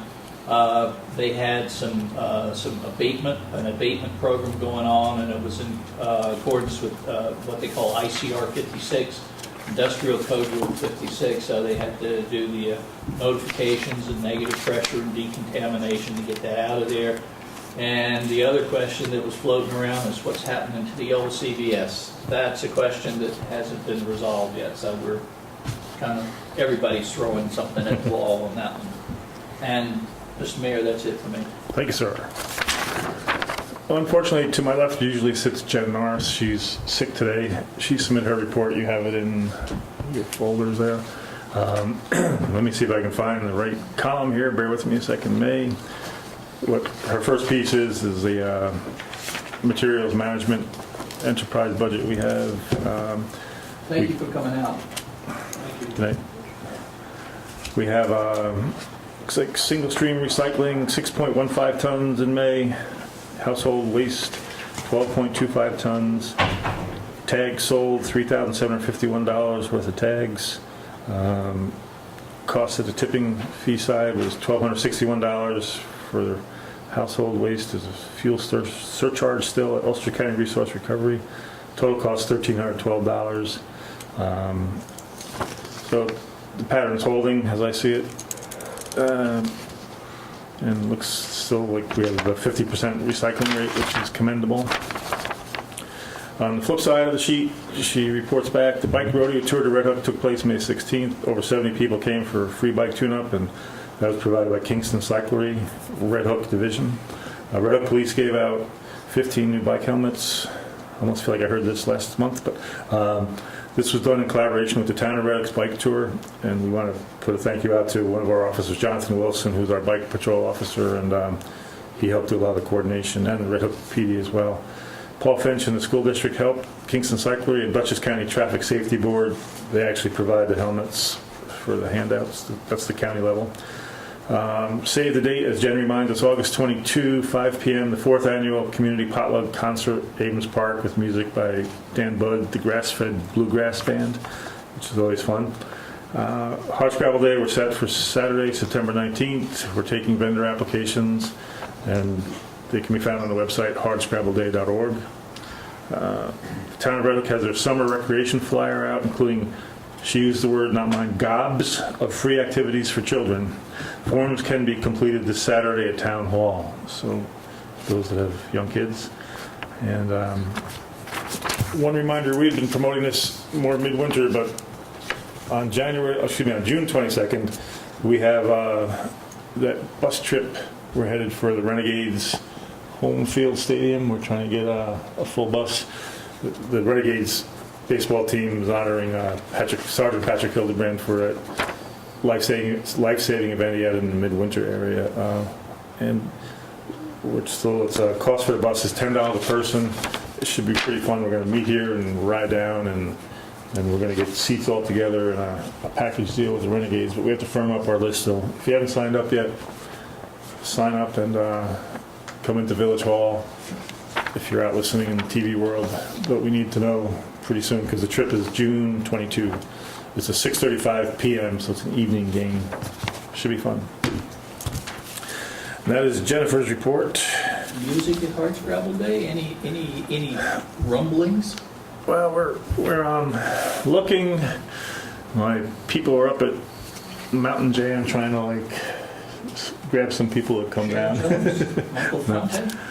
We wish we could get Fonte. No, I think they're beyond our budget, unfortunately. But I could fill you in.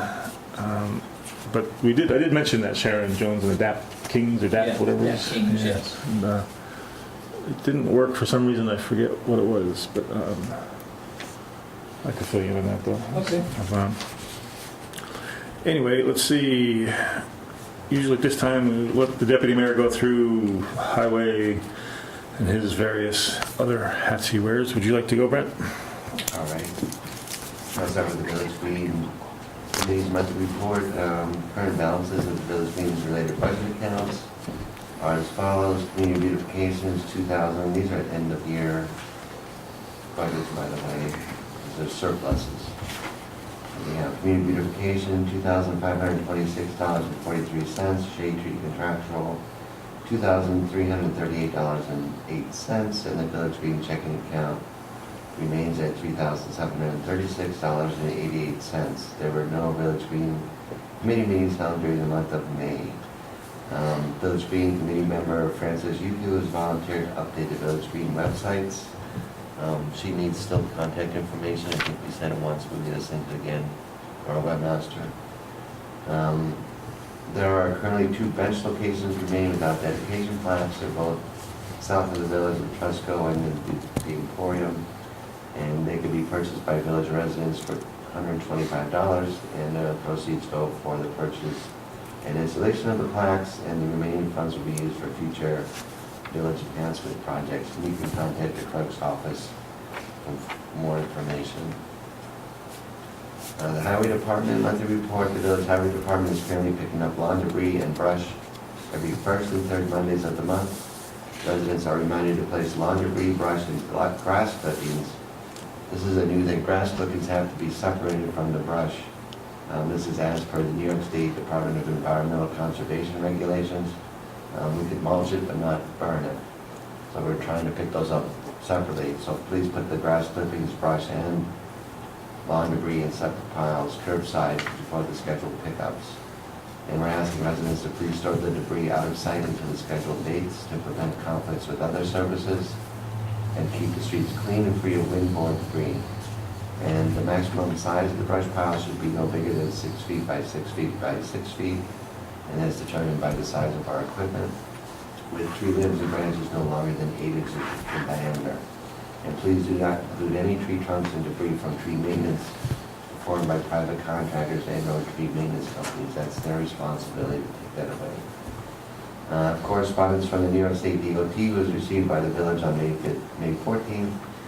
The correspondence informed the village that a private contractor by the name Traffic Data Bank LLC in Mount Vernon, New York, will be conducting a traffic count during the month of May. I don't know if that's happened yet. This work is undertaken in cooperation with the U.S. Department of Transportation, which provided financial assistance, local governments, and other New York State departments and agencies. The work is in compliance with U.S. Code 23, whose purpose is to set forth requirements for development, establishment, implementation, and continued operation of a traffic monitoring system for highways and public transportation facilities and equipment in each state. The local roads, vehicle miles, and travel project is one-time effort initiated by the DOT to collect traffic volume data designed to assist with the developments of a baseline estimate of traffic on local roads. And in Red Hook, they'll be monitoring Cambridge at Old Farm Road, Garden Street at Route 9, and Smith Street at Garden Street. Yeah, I did see the strips out there. Yeah. So the Highway Department, with members of the Village Green Committee, will be assessing the health and safety of trees in the village right-of-ways. We have a list provided by Dan, and actually Brenda Cagle and myself went out this morning. Village residents will be notified if a tree adjacent to the property is being considered for removal based on this assessment. Right now, we have orange ribbons tied around the trunks of the trees. It doesn't mean those trees are slated for removal, but we're just for assessment purposes. Residents will have the opportunity to contract with an arborist at their own expense to verify the assessment. Property owners with adjacent trees that are removed may request a replacement tree from the Village Green Committee. And upon the request of a property owner, an assessment of weight limit and parking restriction signage was conducted for Cherry and Grave Street. There are currently weight limit signs on Grave Street at East Market Street and on Cherry Street at North Broadway. Another sign will be located on Cherry Street at South Broadway. Village Law, Section 190-14 and Section 190-45 states that trucks in excess of weights indicated are hereby excluded from the following streets or parts thereof, except for the pickup and delivery of materials in such streets. And the name of the streets is all streets. The weight limit is 5 tons, and the location is the entire village. So every local road in the village has a 5-ton weight limitation. There are also 3 no parking signs on Cherry Street adjacent to the west side of the Elmendorf Home. And for this month, no scrap metal was sold. Our end of year revenue generated for this fiscal year is $1,873.02. So our goal was $2,000, so we got pretty close. Oh, is that good enough? Slightly under. Well, last year we were about 2,000 over. Oh, okay. Since inception of the scrap metal It's an inside joke. I'm sorry? It's an inside joke. So. Yeah. We're good. Since the inception of the scrap metal recycling program in 2007, $18,050.24 has been generated, and proceeds from this program going towards the purchase of tools and equipment for the village highway, water, and materials management departments. Anyone interested in donating scrap metal, residents or businesses, can contact the highway department at 758-8600 or the village clerk's office. And the highway department personnel will also assist property owners and residences by picking up their scrap metal upon request. Just one thing, Brent, for the record, on page 1, another sign will be located on Cherry Street at, say, North Broadway there. Three lines from the bottom. Yeah, that's on, should be on, You put it by Stewart somewhere? Or? yeah, Yeah, so that'd be yeah. North Broadway. Just so we don't put it. So we're going to put another one on South Broadway. Going to be on South Broadway. Check that. All right. The Intermunicipal Task Force and the Reddick Infrastructure Month report, the Reddick Sewer Project, a pre-application for the U.S. Economic Development Administration was forwarded to Andy Reed. He's the EDA Regional Office in Philadelphia, and Patricia Pomeroy is the Executive Director of the Hudson Valley Regional Council on May 28th. The EDA application for investment assistance for public works was prepared by our engineer, C.P. Mail, has been submitted for financial assistance for the Village of Red Hook Downtown Development Project and/or municipal sewer system. The grant, if awarded, may provide funds up to $1.5 million. State grants, in-kind services, and/or private donations that include money, land, or treatment plant may be used to offset matching obligations. The New York State Environmental Facilities Corporation is currently establishing methods to disperse $200 million, which will be $50 million for fiscal year 2015 and 16. They broke it down over a 3-year period, to the Drinking Water State Revolving Fund and the Clean Water State Revolving Fund programs. Funding for these programs, along with the Water Infrastructure Improvement Act of 2015, have been adopted by the New York State Legislature's fiscal year 2015 and 16 adopted budget. Grant funding totaling 60% up to $5 million of a project's total capital cost may be awarded to qualified projects. And details and procedures are expected to be included in the New York State EFC's 2016 draft intended use plan due out sometime this month in June. So we'll see where we stand as far as our qualifications to get some of this funds for the sewer project. Applications for financial assistance in the form of low-interest loans and/or grants are being prepared for submission to the USDA Rural Development. And the proposed Village of Red Hook Sewer District will be located in the General Business District from the North Village boundary, which is at the north end of Old Post Road, extending south to Red Hook Commons and the Emporium on South Broadway, and from Church Street, extending east to Tower Street on Market Street, or Route 199. The proposed step system includes 224 benefit units. Treatment facilities will be located and will incorporate the existing plant at Red Hook Commons. This location contains enough land to expand the plant on a future as-needed basis. The estimated total capital cost, exclusive of the existing Red Hook Commons land and treatment facilities, is $4.9 million. So we're trying to find grants to lower the cost of the capital stuff.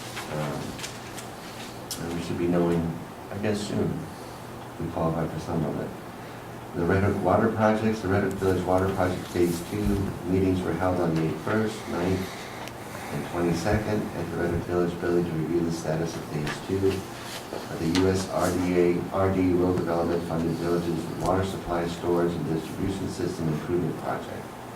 The following items were discussed. We reviewed the progress prints, and they are currently being reviewed by the New York State Department of Health and USDA Rural Development.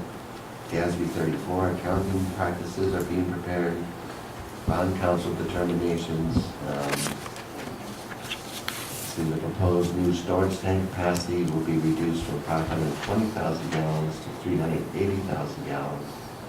As per the preliminary engineering report, and necessary storage capacity to fulfill full build-out scenarios in the village's TND and infill development plans in the town of Red Hook's TND.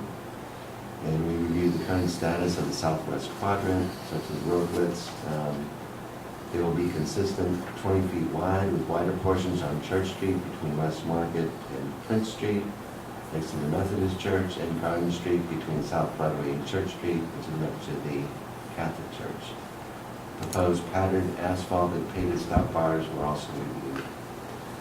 Meeting was held with Professor Elias Duper of Bard College Environmental and Urban Studies Program to review the water quality study being conducted on the Saltkill watershed. The study includes water sampling and testing of groundwater in the village, utilizing some of the test and monitoring wells used for the New York State DEC and EFC Engineering Planning Grant Water Quality Study and Engineering Report.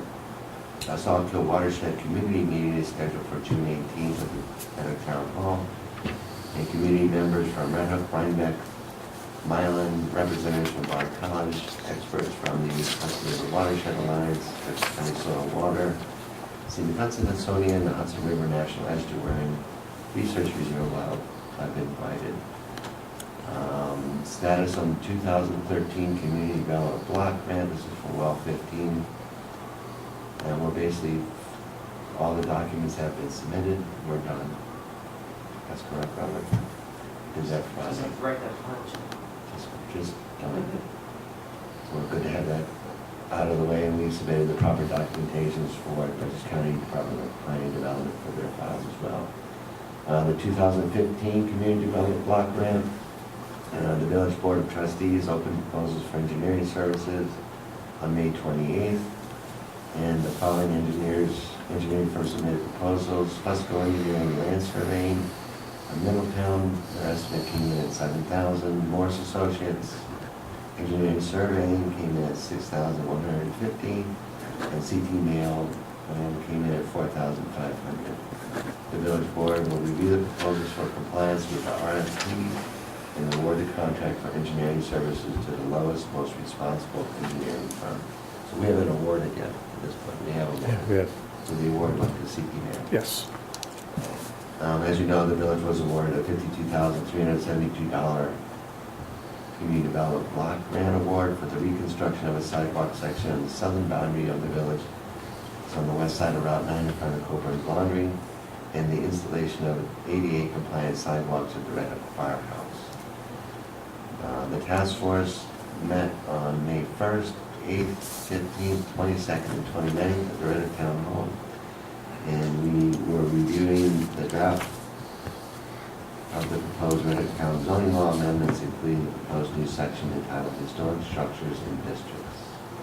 And we also discussed contributions that will be made from the proposed Hoffman Farm T&D to the incentive zoning fund, and this will be approximately $660,000 in either a one-time or phased payment. So there was a base density of 1 dwelling unit per acre, and a developer can increase that density up to as much as 8, I believe is the unit, providing they pay $20,000 per additional dwelling unit per acre. So they're making this a high-density development, and there's quite a bit of money, and this money goes into the incentive zoning fund earmarked specifically for use of development rights in our business district.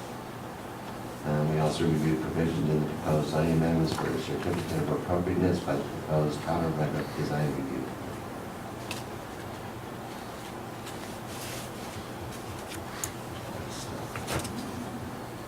Some of the other committees, I'll try to make this brief. The Red Hook Town Economic Development Committee, both Ed and I are village liaisons to that. EDC met on May 13th and 27th, and we reviewed and discussed Red Hook in the Hudson Valley, which is a central website homepage whose goal is to bring all organizations and groups together under one banner. And this is being prepared and services donated by Wallback Communications. And we also discussed, as Jay pointed out, possible uses for the soon-to-be vacant existing CVS store on the site of North Broadway in the village. The Community Preservation Fund and Farmland Protection Advisory Committee, which I'm a member of, we met on May 12th at the Red Hook Town Hall. And the CPF Advisory Board reviewed and discussed and approved the use of CPF funds for the purchase of conservation easements on 3 James and Karina Grape Farm parcels on Rockefeller Lane and 1 one Kalina Farm parcel on Rokeby Road.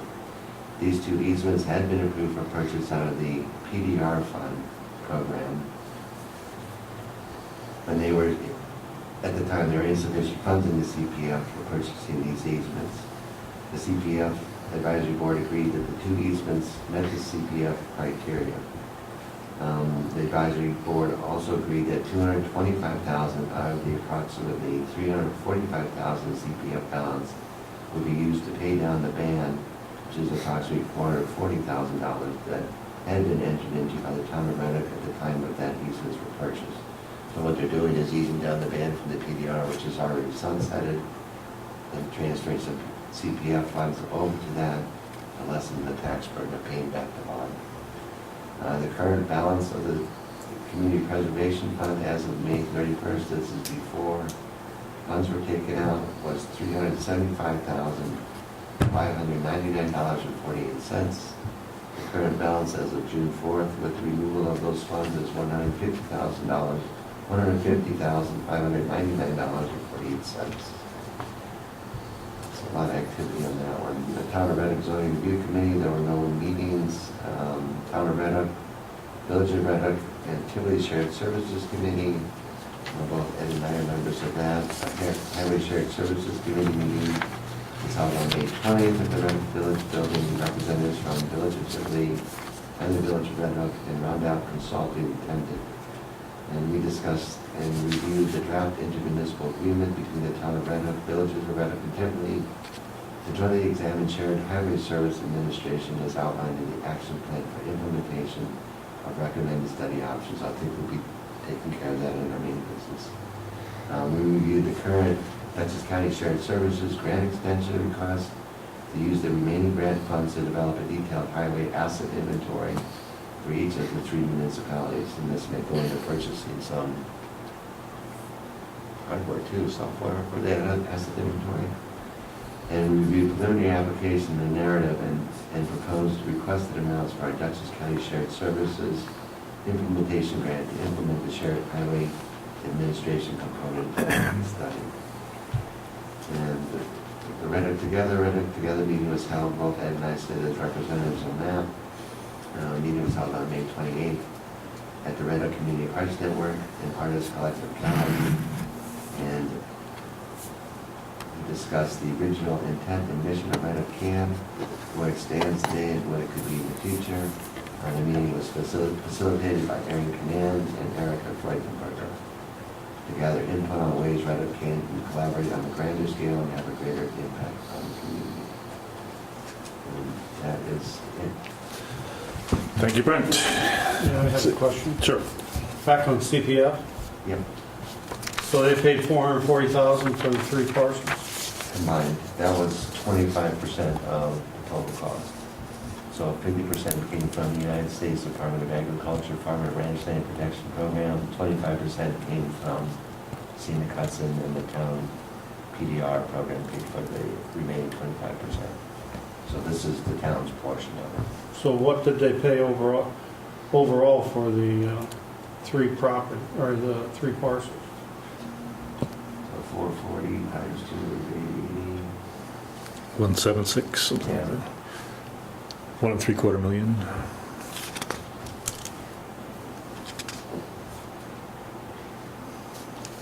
So most of the CPF, I think even PDR, they were always partnering with either and or Scenic Hudson, Dutchess Land Conservancy, and the town of Reddick PDR program, CPF program, and USD Department of Land Protection. Okay, thanks. Yep. Thank you, Brent. Jay, if you want to fire up your engines there, we'll move everybody toward the next thing on regular business. Letter A, Cross Connection Code Review, EAF Seeker. And I'd like to move it as far as we can see, and I think we should get this done tonight. We had the public hearing earlier. We elicited comments. We got some, but I think we can move forward. There were general comments, nothing specific that would affect the actual terminology within the law, would be my opinion. Jan, do you have the neg deck and the Part 1 EAF long form and the things you need to kind of help us walk our way through it there? Yeah, You want to? I think really, truthfully, I mean, we could go over the environmental form. The attorney pretty much filled that out. And Part 1 is just generally project information, where it occurs, who's the sponsor, who's the applicant. Part 2, to the extent that it's filled out, we had sort of a discussion about the appropriateness of whether we should have responded, but they took care of it and they worked through Part 2, and essentially they have identified no impacts other than it's either zero or small.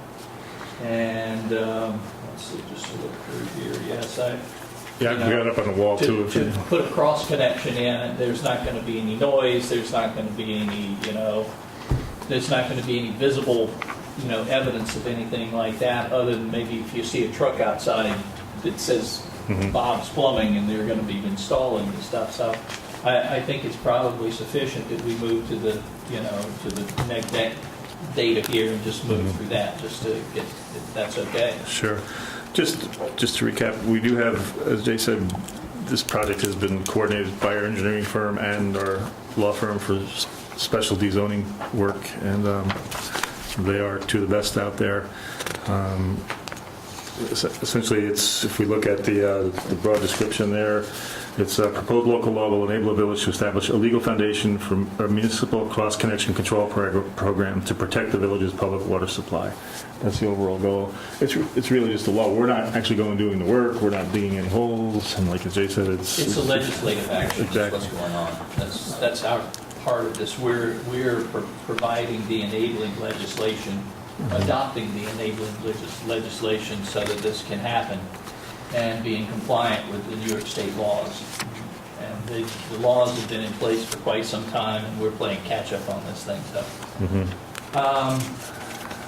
the neg deck, for those that may not be aware, a negative declaration means there will be no negative environmental impacts by the adoption of this regulation by the Village of Red Hook. And let's see, the proposed law would establish a legal foundation for a municipal cross-connection control program to protect the village's public water supply. The law would prohibit connections between public water supply and any other water supply and require certain users within the village install backflow prevention devices meeting certain minimum criteria.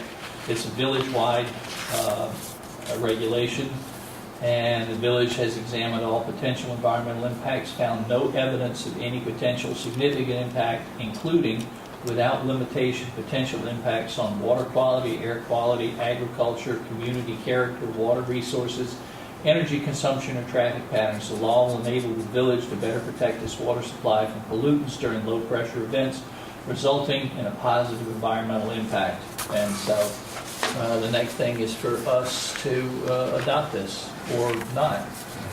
Good. And in that line, council prepared for us the resolution to adopt proposed local law. I know somebody wandered back to our office once. I don't know, is it number 2 or 3? Three. Pretty sure it's 3.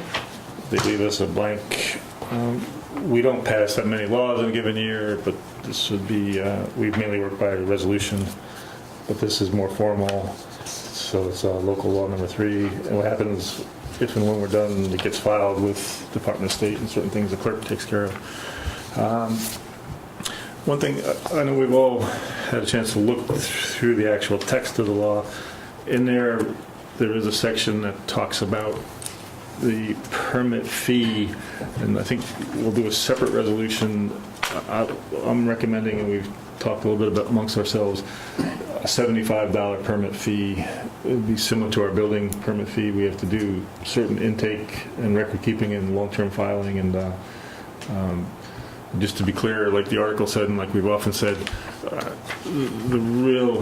we're just doing municipal oversight. That the customer actually has to do the physical work. We don't do any physical work, and that drives a lot of what this seeker is about here. As far as the resolution itself, before we go there, any other thoughts from the board, like on the neg deck and the seeker? So, Just in Jay, would you terms of the fee, make a motion? We should just make sure that the fee covers the actual clerical and the paperwork, but any inspections that the village may or may not be responsible for down the line, so. And you were saying that this is going to be a separate resolution? Yeah, it's the way it's worded, we could go to that section. It's done on purpose so we can modify that without changing the whole law. That is correct. But let's just find it here. Reviewed annually by the Board of Trustees. Just like planning and zoning fees and building permit fees. Yeah. Yes. Let me get the right file here. Hold on, let's see. We don't have a copy of that resolution, right? Establishing the fee. Which one? Establishing the fee, just this one here. No, I didn't draw a physical, formal, I thought we would just set that, because like we said, the body of the law has this thing come live in August, so we need to have a fee ready. And on Jay's point, right now it's not our direct intention to do the inspections. Usually it's an outside entity does it and gives us a copy of a certification that it's been done. Our current staff is not certified to do that yet, Jay. No. So we would the property owners would have to rely on an outside entity. And we can always, I guess, check with the other neighboring municipalities and see what they charge. Permanently. So did you want me to make a motion to adopt a negative declaration on this? Is this I would like that, sir. And, okay. I'd like to make a motion that we adopt a negative declaration for the cross-connection regulation proposed in the law prepared by council and in accordance with Part 1 and Part 2 of the long environmental assessment form. Is there a second? I'll second. Any discussion? Seems like we're ready to move on to vote on the negative declaration. All in favor? Aye. So moved. And then we would move, let's see, what else we need here? I would say we're ready to put the resolution to adopt the law out on the floor. I don't know who feels like reading this. Jay, you've been reading well tonight. You want to read? Yeah, can I get that from you? Okay. I got misplaced mine at some point. Let's see, I'll start at the whereas. This is local law number 3. Whereas a proposed form of local law entitled Local Law to Amend Chapter 195 to establish a cross-connection control program was presented to the Village Board of Trustees in the Village of Red Hook, the board, on May 11, 2015, whereas proposed local law would establish a municipal cross-connection control and backflow prevention program to prevent the water supply from the possibility of contamination or pollution, and whereas a full environmental assessment form dated May 11th has been prepared on behalf of the Village Board.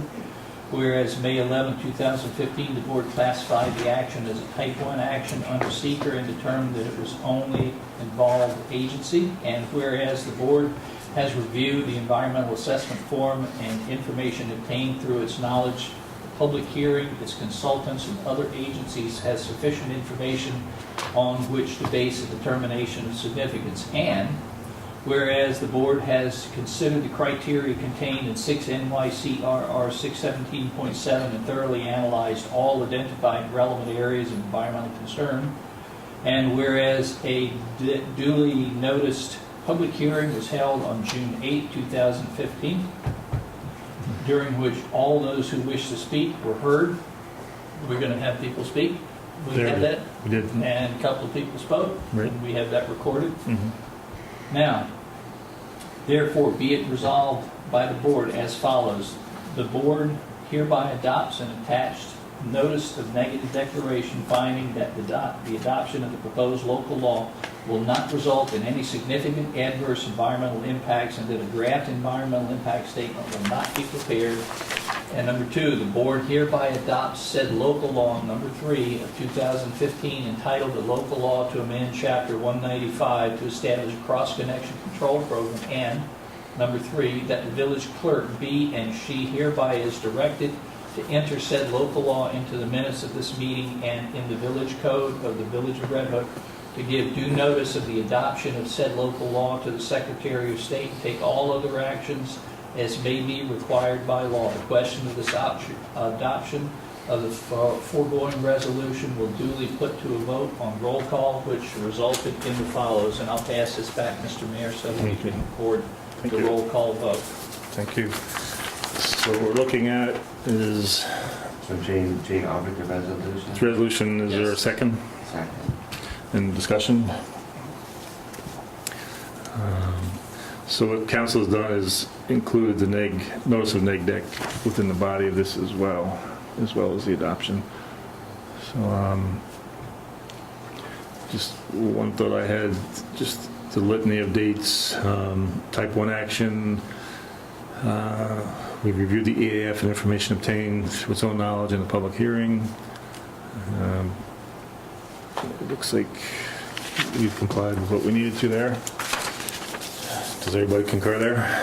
And, so let's call to a vote then. All those in favor of adopting local law number 3 to establish a section to amend our chapter 195 and establish a cross-connection control program as outlined and read in the resolution itself. All in favor by roll call. I will vote aye, yes. Mr. Brent Kowalczyk. Jennifer is absent. Mr. J. Trapp. Aye. And Mr. Steve Zarchuk. Yes. Thank you. We now have a long-awaited backflow cross-connection control program. That's good stuff. I guess I'll keep a file and we'll have to work on it a little bit tomorrow or something. Robert, I think we didn't need any technical questions, so thanks for sitting there. You awake? Yeah, he's used to it, right? And Every now and then it's okay. yeah, right. We try not to do too much. Stay up to that. See you guys. Thank you, Rob. Letter B on the agenda there, regular business. We've got EV charging station. Like we said, we had the public hearing, and since we're awaiting county comments, I'd rather not move too far forward on that, just so we can see what those comments tell us, if they're substantial or not. My supposition is that it will be a matter of local concern, but rather than prejudge. Does the board concur on that? Yes. Indeed, heard an indeed and a yes. So we'll essentially table that to another meeting with the public hearing held open. Highway Shared Services IMA and next grant application. At one of our recent meetings, I think it was our last board meeting, we circulated an edited version of the intermunicipal agreement. We've had council look at it. We had one word we thought we would scratch out on, let's see, page of the exhibit A2. Yeah. Like we said at our other meetings, what was drafted in the task force went to various attorneys, meaning Town of Red Hook, Village of Red Hook, and Village of Tivoli. In this case, the Village of Tivoli and the Town of Red Hook have the same council. I'm not sure how they deal with that, but we have our own. And in my opinion, this IMA, it's code word for intermunicipal agreement, where we're not agreeing to dissolve or disappear any of our management or any of our direct control of any of our highway operations. We're looking to get some more funding and establish some data sharing and some administrative measurements that we can try to analyze staffing, equipment, capital, asset values, different things. I see nothing harmful in this to us. And in fact, it's the outcome. We had gotten a $79,000 grant from the County of Dutchess to do this phase 1, I'll call it, of the Highway Shared Services study. There's about $30,000 left, and as Brent mentioned in his reports, we want to use that to start to develop the asset management piece of this program. And it will help the Village of Red Hook greatly too, because with our highway and our modernization in the water department, we want to move to the GASB 34 accounting technique, which will also help us in fund balance and going into the future.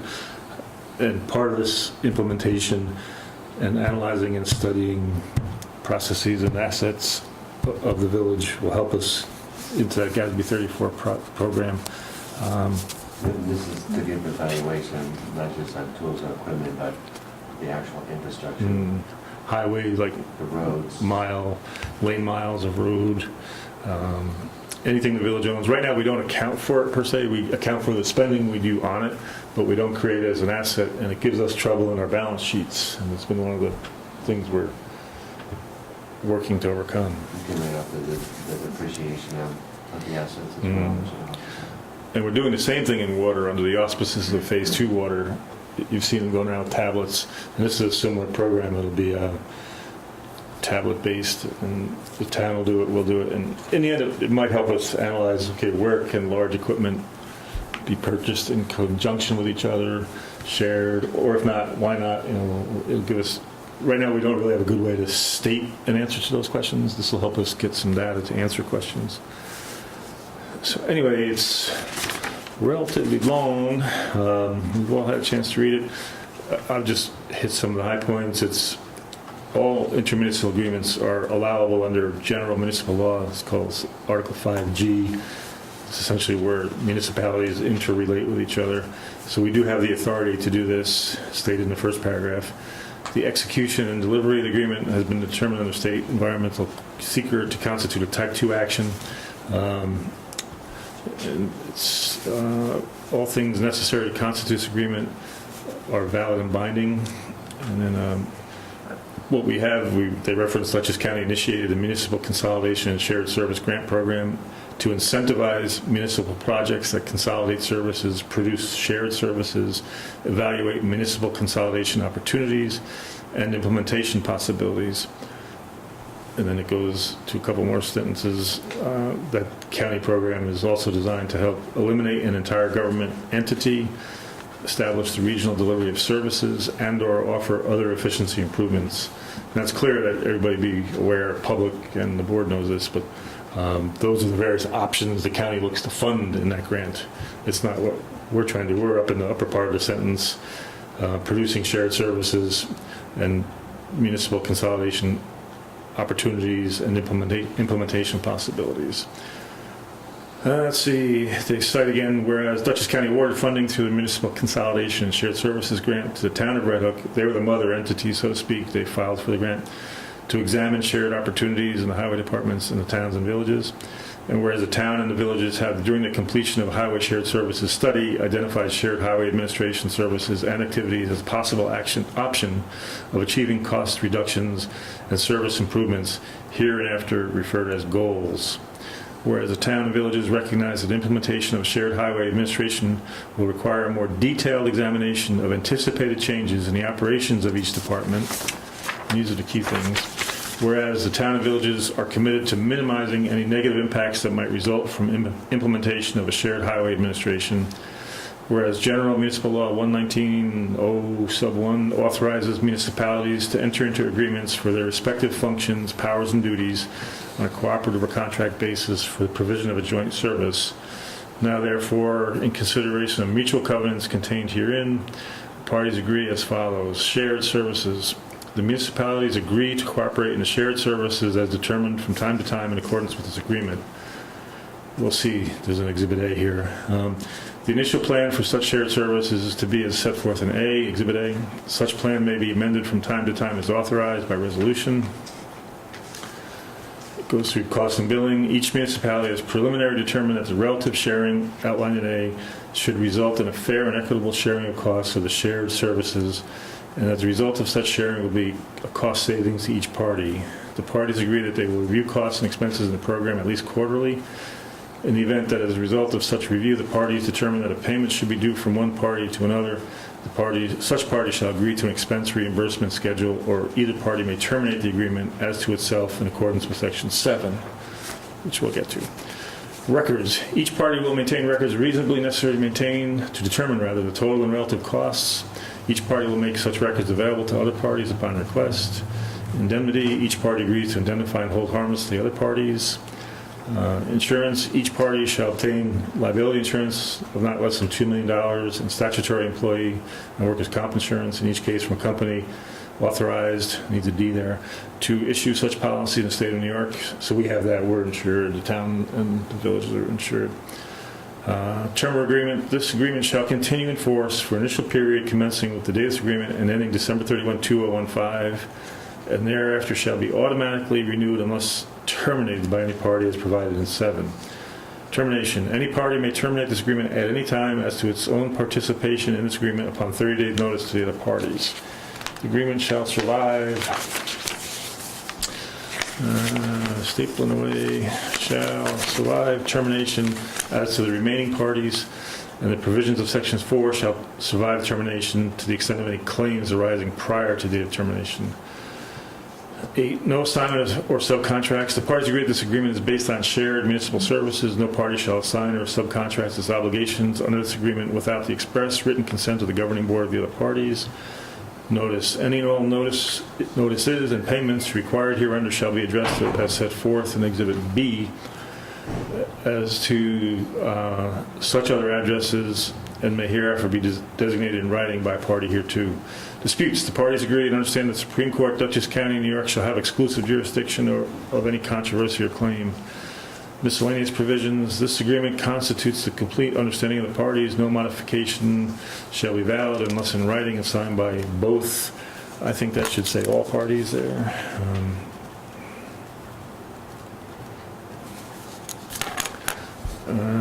This agreement may be executed in one or more counterparts, each of which shall be an original for all purposes. No waiver of any breach of any condition of this agreement shall be binding unless in writing and signed by a party waiving said breach. Such waiver shall in any way affect any other term or condition of this agreement. Let's read that again. No, it seemed like the word "not" should be there. No such waiver shall. I'm sorry, the no comes first. No such waiver shall in any way affect any other term or condition of this agreement or constitute a cause or excuse for a repetition of such or any other breach unless the waiver shall include the same. This is a part for us to sign, the town to sign, and the village to sign. They attach Exhibit A, which is what we were driving with originally. But the important part is the general intent. The town and villages have identified shared highway administration as a possible means of producing increased efficiencies in the delivery of highway services in each of the municipalities. However, the municipalities have determined that further analysis will be needed as part of implementation in order to design a shared highway administration that best fulfills the goals while also providing practical and sustainable improvements in the operations of each department. More specifically, additional analysis of a shared highway administration will be needed too. And here's where we get into the nitty-gritty. Determine detailed workflow processes for department operations. In particular, an account of current workflows as well as an account of proposed improved workflows will be needed for several administrative tasks, including but not limited to creating and monitoring work orders, creating purchase orders, data processing, record management, reporting, accounting, budgeting, capital planning, asset identification, performance planning. Then another category, determine potential changes in roles and responsibilities of staff from each department. Another category is examine collective bargaining agreements to ensure consistency with potential staffing changes. Another is identify, purchase, and install administrative software intended to increase levels of administrative capacity in each municipality and facilitate improved workflow of department operations. The fifth one, align administrative software with updated workflows according to design of shared highway administration. Each of the parties agrees that a shared highway administration is likely to provide beneficial outcomes for each municipality and its residents. Each party also agrees that significant additional effort will be required to implement a shared highway administration and that is effective and able to be maintained. As a show of their good faith commitment to meeting the goals, the municipalities agree to work cooperatively in pursuit of funds available to aid implementation of shared highway administration. Steering committee to facilitate the implementation of shared highway admin. The munis will establish a steering committee consisting of representatives from each municipality. The steering committee will review, evaluate relevant information, make recommendations to governing boards of each municipality. The committee will first work to determine whether outside consultants are needed. Next, the committee should anticipate the need to create a proposed budget for the effort, including the cost of outside consultants. As part of creating a project budget, the committee will identify applicable grant opportunities.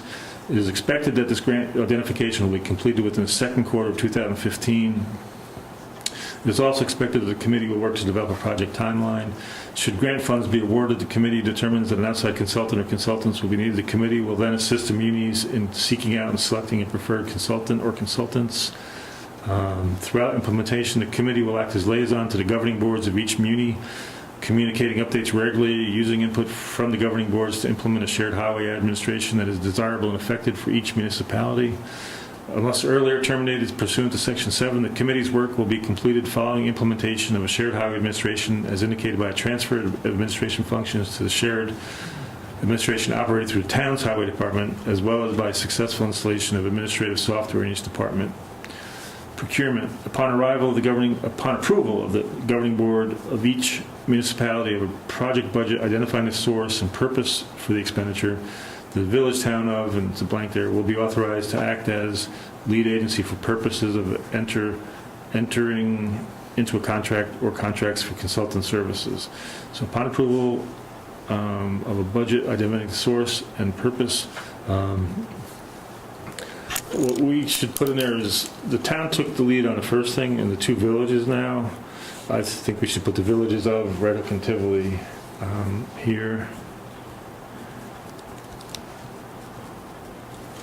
Will be authorized to act as lead agency for purposes of entering into a contract. I'll just jump in here for a sidebar.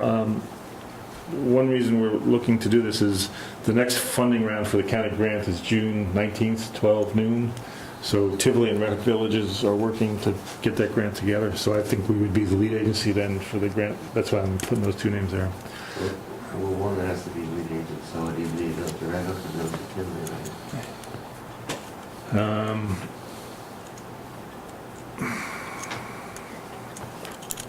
Let's just put the village of Red Hook then. Yeah, you're saying they can't be two, okay. Cost sharing. In addition to costs associated with hiring an outside consultant or consultants, other implementation costs may include software licensing fees, municipal attorneys, and staff training. The munis will make every effort to identify and secure grant funding to aid in implementation of shared highway administration. Any expenses to be incurred outside of any available funding shall be subject to prior approval by each muni of a project budget for such expenditures to be split equitably among the munis.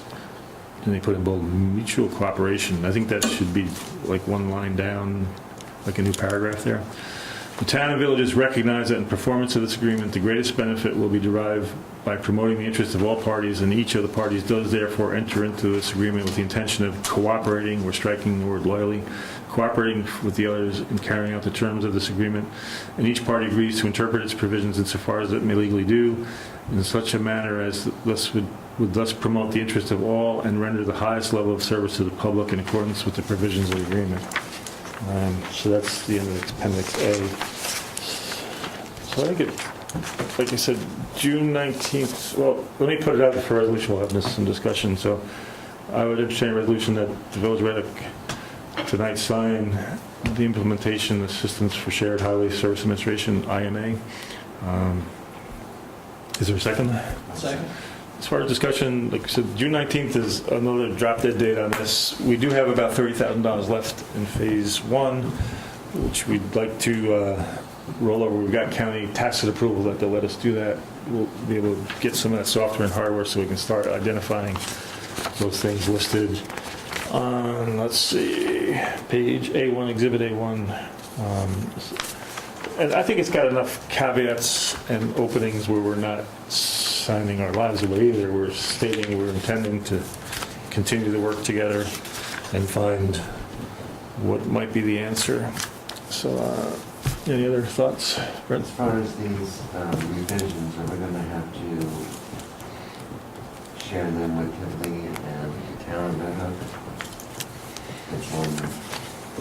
And the second would be as far as the agreement entered into, that would be when the last municipality adopts this intermunicipal agreement.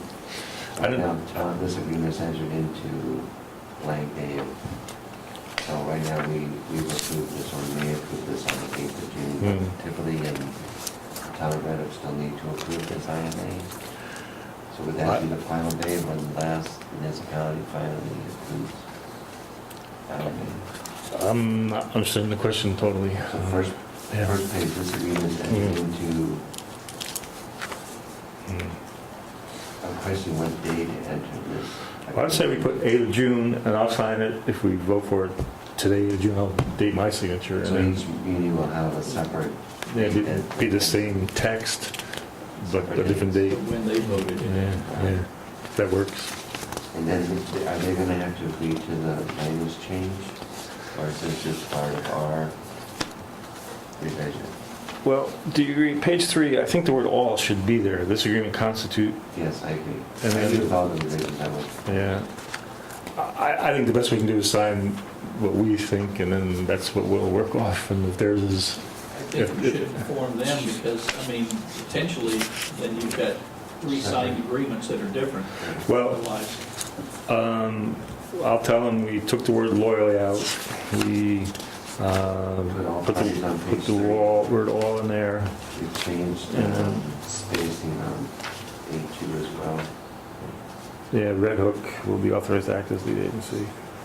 Under mutual cooperation, it is a typo, right? The spacing. Yeah, I just put a little squiggly there. Should be, yeah. And again, we would put as lead agent Village of Red Hook. Yeah. Additions on that too. Yeah, I have enough to do that, yeah. Yeah, the big thing, the next meeting, just so everybody knows, is Wednesday at 2 o'clock, I think, this week, to get the county grant paperwork done. Any other thoughts, discussion? I'd like to move it toward a vote then. So all in favor of Village of Red Hook signing the intermunicipal agreement as read and outlined and discussed? All in favor? Aye. Thank you.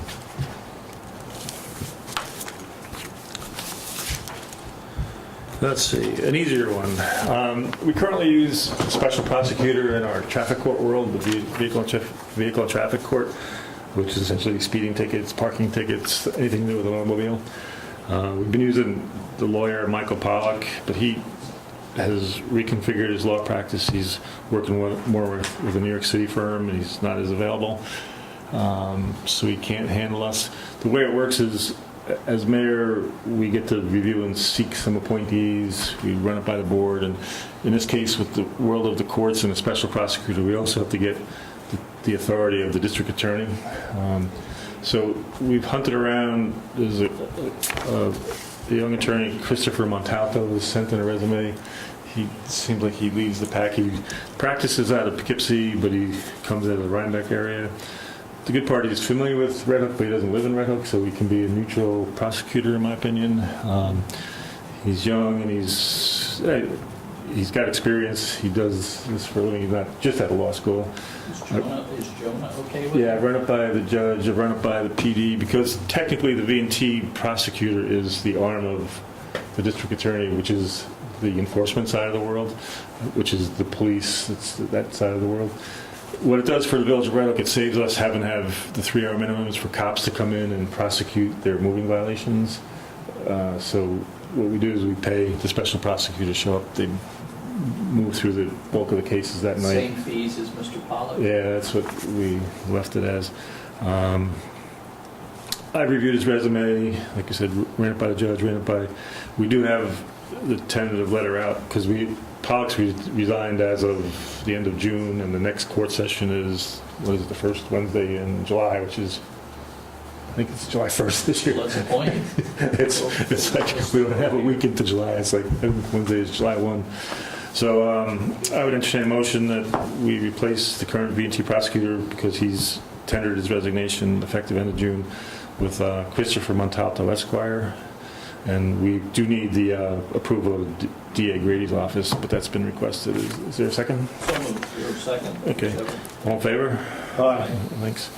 The clerk treasurer brought something to our attention. We'll move through it quickly. We don't need to resolve it tonight, but when we do our quarterly water billing, there's a list of delinquent payers. We're not going to name names here, but the treasurer was feeling that we do have the authority within our law to levy the unpaid water bills on the tax roll, which she did, but there's still a few, because of the timing, she does that as December 31, and now we're June 1 here, June 8th now. So since that levy, there's a few that are on a list. I went through it. It's more than a few. Well, it's 3 to 4% dollar-wise, and I did another count. There's 39 on the list, and we have 853 customers, so it's still about that 3 to 4%. How much is the money? But that's bigger than it's ever been. It's Yeah. getting harder to collect water money. Yeah, so what we did, I just wanted the public to know. I know myself, a lot of us get American Express bills, different things in your head. You pay it on the last day of the month, but with the quarterly water bills, sometimes I think people tend to forget. It's, oh my goodness. And what we need to address is how to deal with it. Our code gives us the right to turn off water, but I'll leave the list for you all to look at. There's no one horrendous. Most of them are 1 quarter infractions. One person you'll see in here, but we have a program with that person. It's where there was some water meter read errors and different things that we corrected, and it's a commercial property where we made an agreement with him where he could pay it off over a couple of payments instead of one bump. And that's probably a third of the total here. And let me just let you know that I re-levied on the taxes close to $4,000. So, And what is we have a percent penalty, right? 5. And what are other 10. municipalities? That's 10? why I suggested to go a little higher with it. That's not going to help you collect. There's 2 different issues here. It's just... the other thing is, what to think about is maybe have a bulk flat penalty and then let it ratchet up as it gets later, as far as, which could make it more pressure, the longer they wait, because even 10%, it's just going to stay at 10, so, like I said, I think y'all could look at the list, and then, like some of the bills are, was $19.12 to somebody refusing to pay late fees is what that one was. Well, that's just... And then one is, $177 that should be paid. It's we have that recourse of turning off the water, and but that's why I want to look at the list to see is somebody really flagrantly thumbing at the bill keeping. But so I think we can think about that and look at some options. It's kind of a workshop thing where we could kick around some options and then come to a real meeting and come up with a program. I sent something around earlier today. This is the last thing. The skateboard shop in the village is trying to promote on June 23rd a Go Skate Day. They were going to come in tonight, but they didn't show up. What they're trying to do is it's a national program. They want to do a cross between community service. They're looking to get the town of Red Hook to upgrade the capacity of the current town rec park skateboard program. It's more of a public awareness thing, and they said they were hoping to get some fundraising. What they're asking for is, on that day, for a small shutdown on Prince Street here, between 1 and 5, where they would put a tent and they would have introductory skateboarding, different things where they would try to get attention to try and do fundraising. I think did you all get a letter this morning that they sent around? And sorry the guy's not here. He was supposed to pitch what he was talking about, but I think it would be interesting. They're a village business over on East Market. I talked to them a little bit as I was leaving the building today. I said, look, we're not going to manage it, run it. It's if the board concurs, we can shut the street down for a couple hours. We could have the PD park their cars in the front. They just want the smooth street. What we found, they did a little pop-up show at the farmers market this weekend, but the pavement in the parking lot is gritty, hard to ride on. It's more open surface, whereas Prince Street's a little better. I think they'll just be riding, and the skateboard shop would be in charge of it. It's not our event or anything. I thought it'd be fun for a couple hours and let them go. Let them go. All right, so they did say it was June 23rd. Is there, I think in this on their flyer here, flyers would be promoted as well as being featured on the flyers along with the counter product. Did they move the village or Red Hook? No, I think they, within the body, they meant the village, yeah. Everybody calls us the town. Like, whenever we talk to a merchant, well... They talking a Tuesday? Yeah, it's a Tuesday. It's a half day, apparently it's the last day of school. Oh. And it's, because I asked them that too. guess the kids will be getting out of school at noon or something, and then they'll set up a pop-up and have a little jump and show. And, I think it'd be fun. yeah, it'd be cool. A little energy. They're in front of the farm market. But we could have changed that to the village there, Brent, so we get... Yeah. That would be nice. And then the second, on the last page. I mean, it kind of included. Gotta get the right attribution in there. Yeah. All right, so we'll say the village will allow the Ghost Gate Day request to be honored, and I'll work out some details with them. Have you reviewed this with Patrick at all? He wasn't in today, but he'll be fine. What I envision is just we'll block at the corner, and there'll be more here to the first entrance. You know, it's not the whole street. We'll keep the parking lot active and everything, but we'll figure it out. All in favor? Aye. Thanks. Then I don't think we'll need to go to executive. I put highway contract negotiations. I'll just give you an update. The next meeting is tomorrow. What's kind of odd, in my opinion, we had the May 28th workshop where we went to executive and we talked some specifics. The next day I contacted the highway union rep thinking they would meet me in a day or two, and they said, oh, their next available date is June 9th. I was like, what? So can't you like call me? Yeah, something, but it just seemed like I just want us to be on the record. We met the 28th, I called them on the 29th, and they said, oh, we can't see you until the 9th. So a little bit, I don't know what to read into it, but it didn't seem quite reasonable to me. But any other general business from the board members? No, sir. I know we had all sorts of public comment on other things, but gentlemen in the back row. Quick question, you mentioned signs you were putting up for the vehicles over 5 tons. Yeah. You're putting one on Cherry and Graves and West Market? There's some up there. East Market? There's some up there. There's 2 up there, but 1 more up. Okay, because that's where the tractor trailers usually come Yeah, in. there's 1 coming in. Okay. There's 2 up there already. We're gonna put another one in off of Broadway, and then you had talked about the no parking by the Elmendorf. There's 3 signs currently there. Yeah, well, they don't park by the Elmendorf, they block the rest of the street. Yeah, that's where we're parking. The other parking's in front of the residence.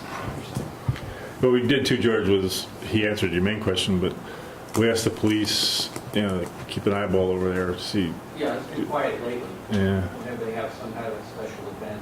Oh yeah. Yeah. Sometimes, last time around, we were better than the last couple of times, so we got on the road thinking about it. But Yeah, because it sounded like what you were seeing were pretty heavy and. I know they're gonna have an event on June 20th. I expect a lot of people there. Oh, I was talking about the trucks, not the. Oh, you're talking about the parking, right? I'm on trucks. You're on parking. I was talking about the trucks, we're not making that point, but I mean, other parking also, the Elmendorf.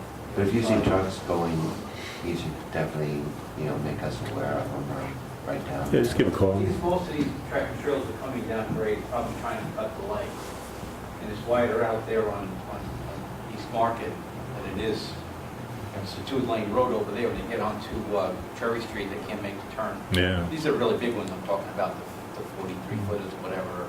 By the time it takes them to maneuver around, we probably have a lot of time to. They had no, other than a plate number, these ones didn't have anything on the sides of the trucks. They were small, they were haulers, but they didn't have like, a brand name or a company name on the sides like some do. But they just backed up. They ended up going back up the street, back to the Masons, turning around there and going back out the other side. So they just knew they weren't physically going to make it. These were really big trucks. Yeah, we did talk to the PD about it too. So, other than that, I think we have some vouchers. Let's see. This was Steve signed on this. Brent, you signed. Maybe Jay. This is for capital project phase 2, and then. We would entertain Mr. Brent. Let's see, I guess we need first to pay some bills. So motion to pay bills after audit. Is there a second? All in favor? Aye. And then I think, what do we do here? It's 9:43. I would say we adjourn this meeting. Is there a motion to do so? I can make a motion for adjournment, please. Mr. Zarchak, do you concur? I second. All in favor? Aye. Good night. Thanks, everybody. Good night and good luck.